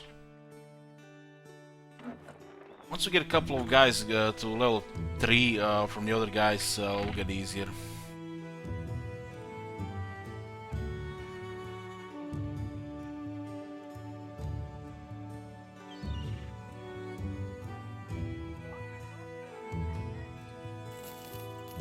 Vetemir.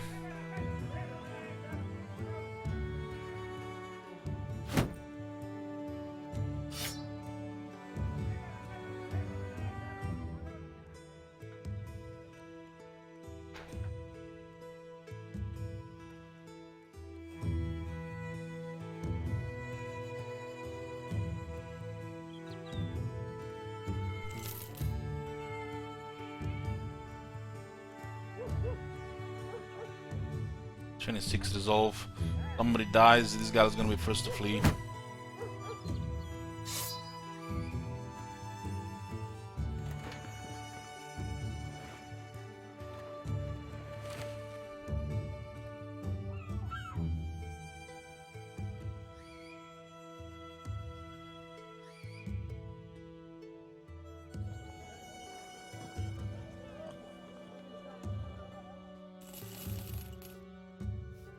For 5 days.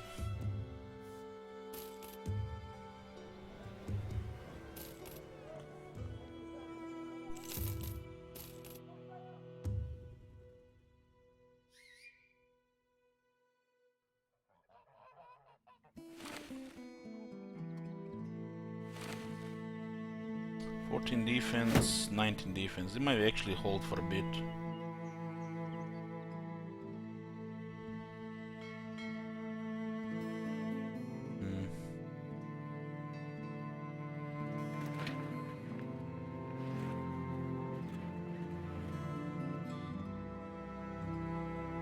This guy has 71 skill.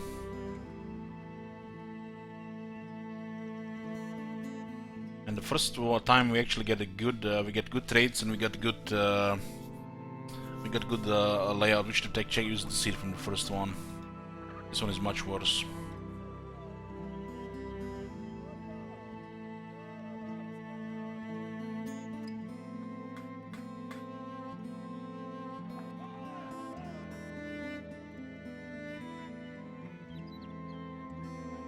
They tend to drive brigands.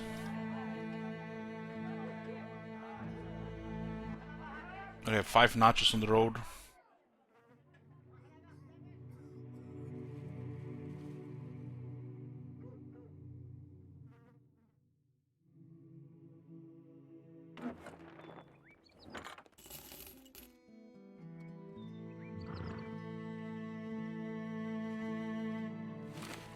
They'll just die if they don't have a little better stuff there.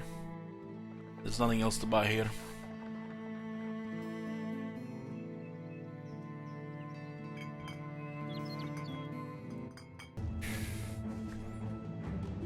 Been getting into a vampire mode, so I've been having a little bit rough morning today. A little bit of a headache. But we can expect vampire streams for the next, I don't know, week or so. We're playing plenty of Battle Brothers. Maybe I do some PoE, who knows. Just some chill grinding. We'll be we'll be doing the Northern Raiders. Try to get the run going. A little bit rough in the beginning, not what I really prefer. But they have a really strong bonus once you get them going. I'm gonna probably have a breakfast shortly, and I'm also watching the Hobbit movies. I want to finish watching the Hobbit movies, so we're giving a shorter stream today. I'm probably gonna be back later too. Just 1 second. I just need to check something.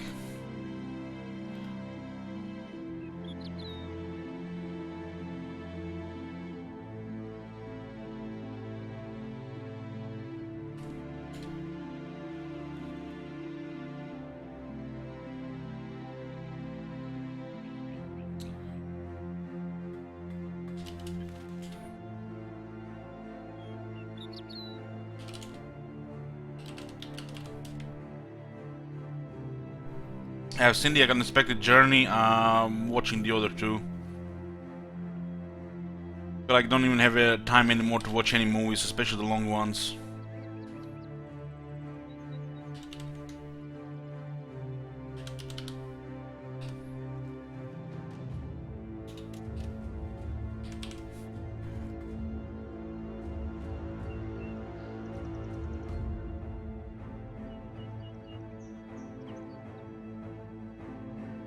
This is started so as much as I expected, really.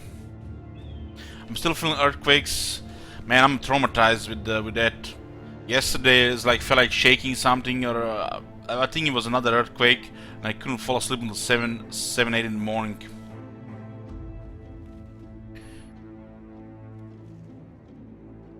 Do we go for those notches?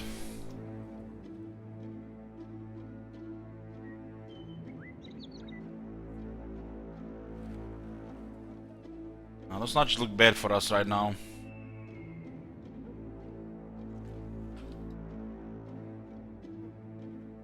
Hello, brother.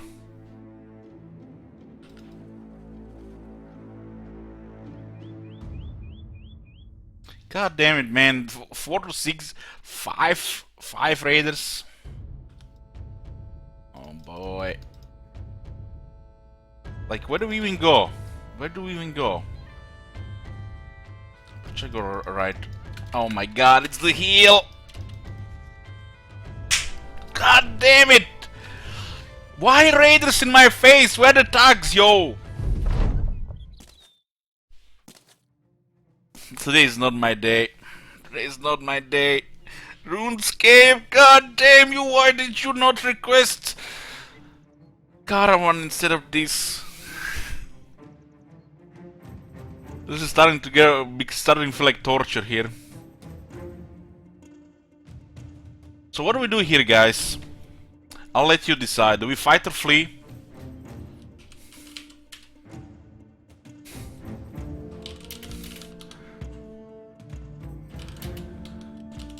Let the chat decide.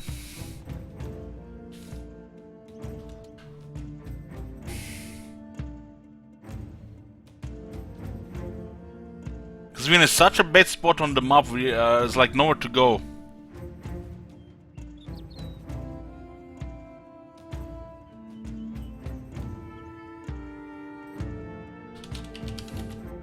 Add command.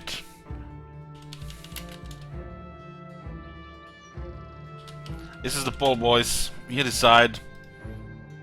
You decide. Even fleeing here looks bad. Fighting looks bad as well. Everything is bad here. We lost one of our raiders, got killed by 2 lucky rolls. Flee 14 votes, fight 10 votes. Guess we're fleeing. So like either way, I don't even know what to do here. It looks so bad either way. Chat decided we're gonna be fleeing. Let's do it 10 more seconds. There's a poll going, guys. Do we fight couple of raiders and thugs, or do we flee? Both options are bad. But they're just jumping in our face. This is a really bad map down there. Looks like we're fleeing. It was a close vote.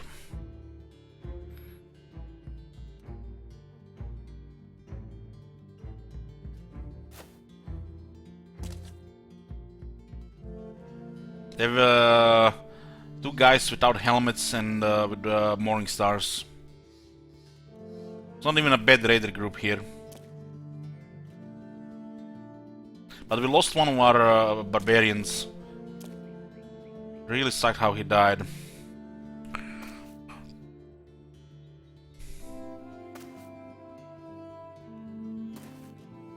Fight like this, you either get lucky or not. And that's like, it's early game, it's all about luck. You miss 2 70 rolls, they hit you on 2 30 rolls, and you fucked.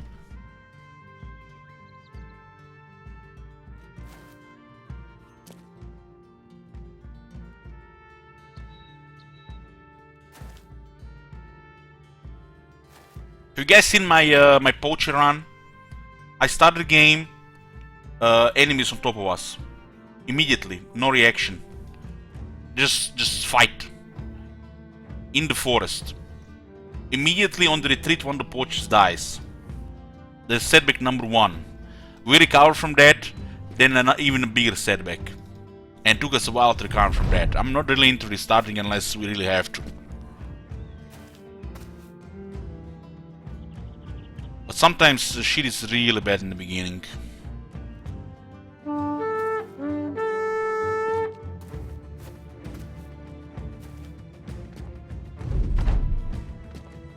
Oh my god, are you serious?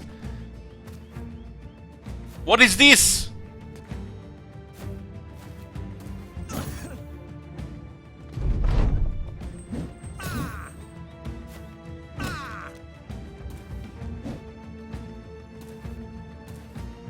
I think I'm getting a headache. I'm getting a headache.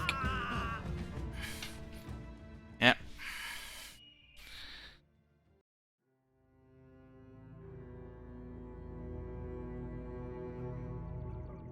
Militia is here.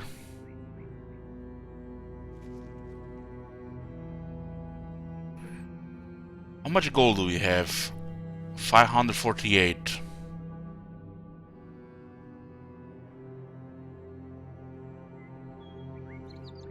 No, this is the second raider got killed. It's like a second raider got killed. I'm gonna retire here, boys. Fucking hell. We need to find the seed from that first game. That first game was good. I'm gonna go find a seed from it. Just let me check the video, the VOD. That first seed was good. I don't mind using my own seeds.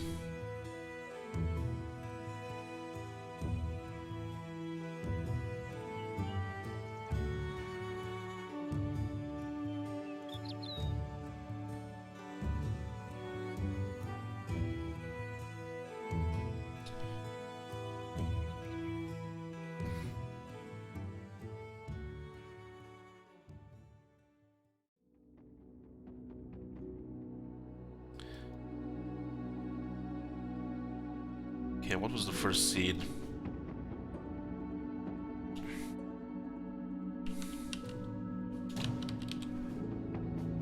I think it's all capital letters. Oh, I think this was the first seed. This one was good. We had good traits and good south. This one was real shit.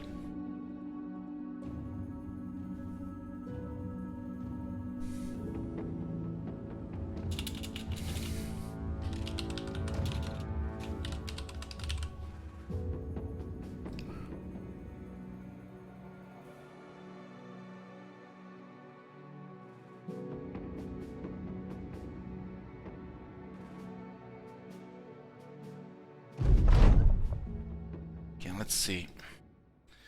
Oh yeah, that's the one. Those are the one. 3 strong barbarians. Good looking south. We got lucky on the first seed. Fuck that other one. There's even 4 cities in a very good distance here. Just have to go south.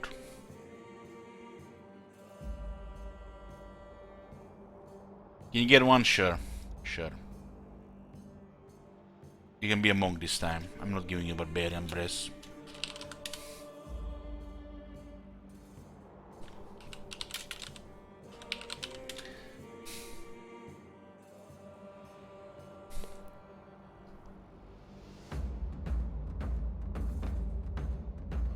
Airhog, you can get this one. The best one.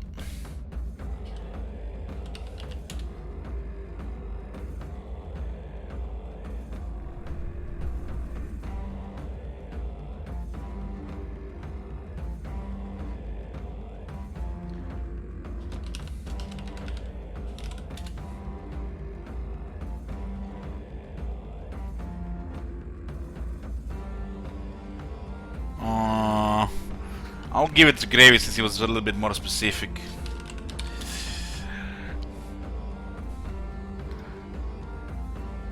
This is the one, boys. This is the one. This is a good seed.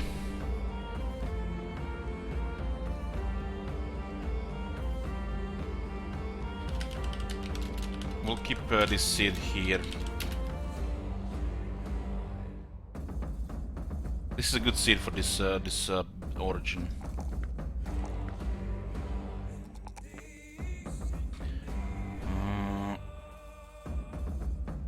We'll just put a seed here.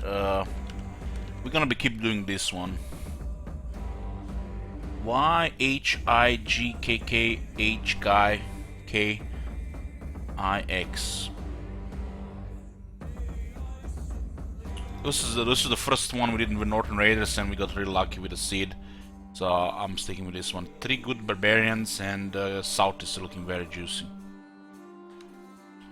This is a hard start.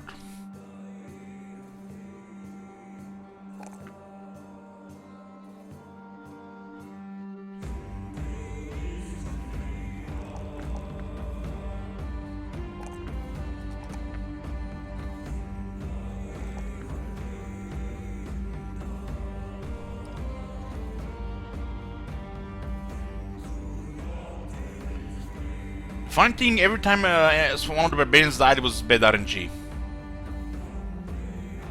Or we just got fucked.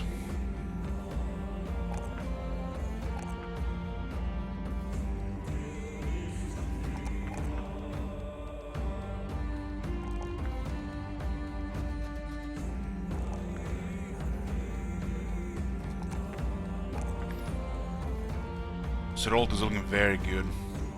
Network 2. I like Colossus and Gifted, gives me the edge in the early game.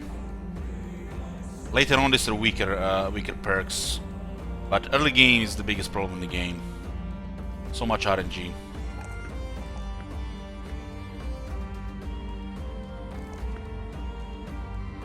Yeah. Oh, this is a nice.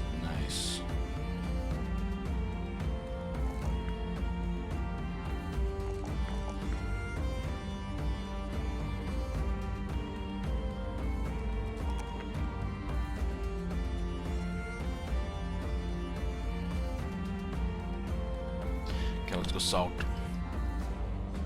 We have to get here.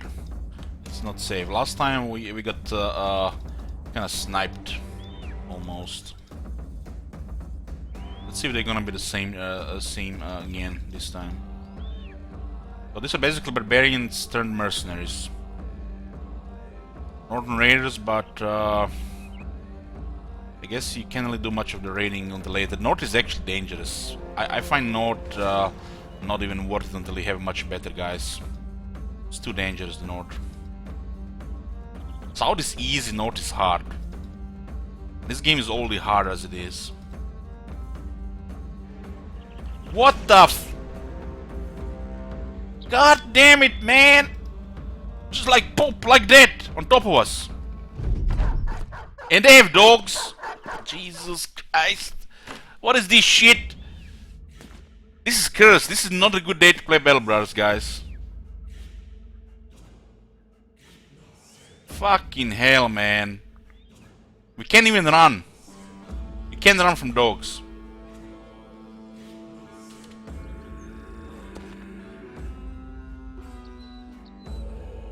We have no shields.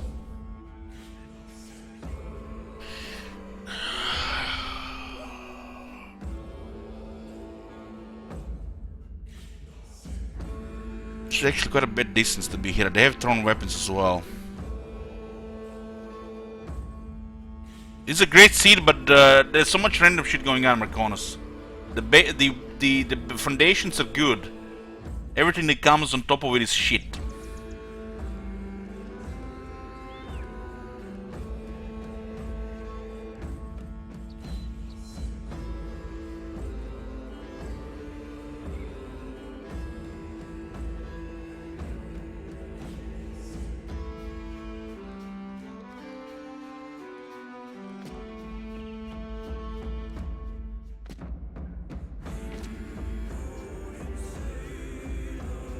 I mean, what the fuck are the chances there is a group in front of us and one spawns on top of us? Right from the camp. It's like 10 seconds of the game, god damn it.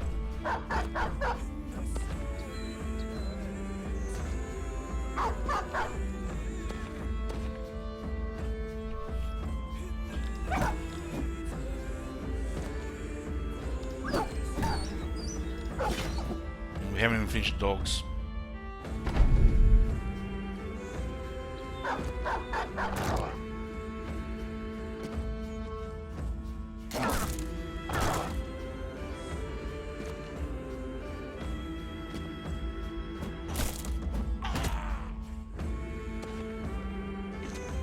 We're losing morale as well way too fast, and we put good resolve on our guys.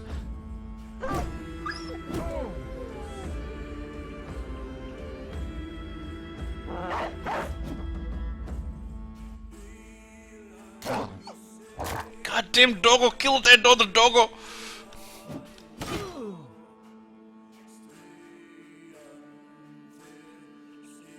Let's hope Brest can give us some time here.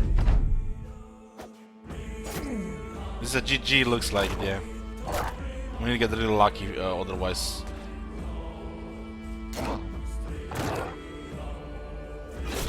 Oh.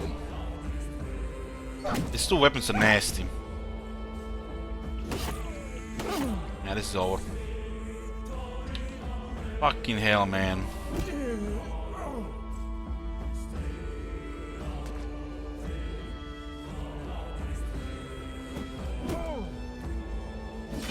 Oh, there's actually a lucky hit there.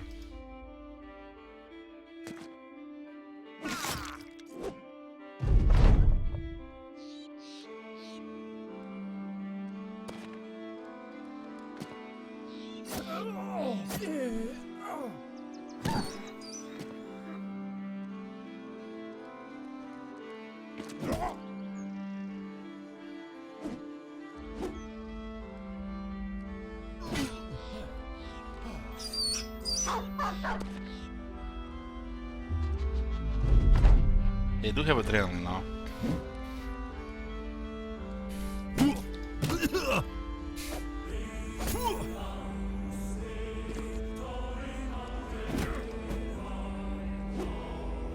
Oh my god, he got him, he got him. This is rough today, guys. This is really rough. I'm getting Crooked Moon feelings all over again. Why are you doing this to me today, RuneScape? Hope RuneScape didn't know about this shit.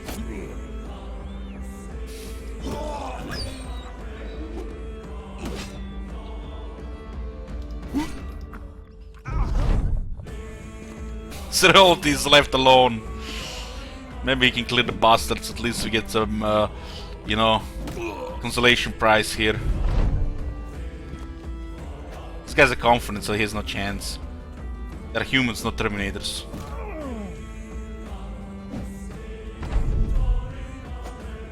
Kill the spear guy first, maybe we get lucky.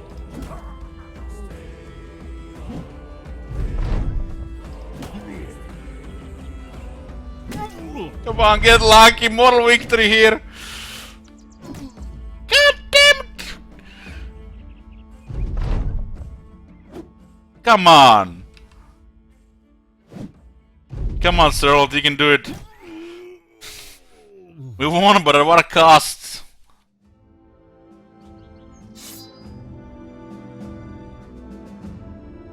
Jesus. Look at this shit, man. We don't even have tools to repair this shit. Broken elbow joint, yeah, that's done. That's done.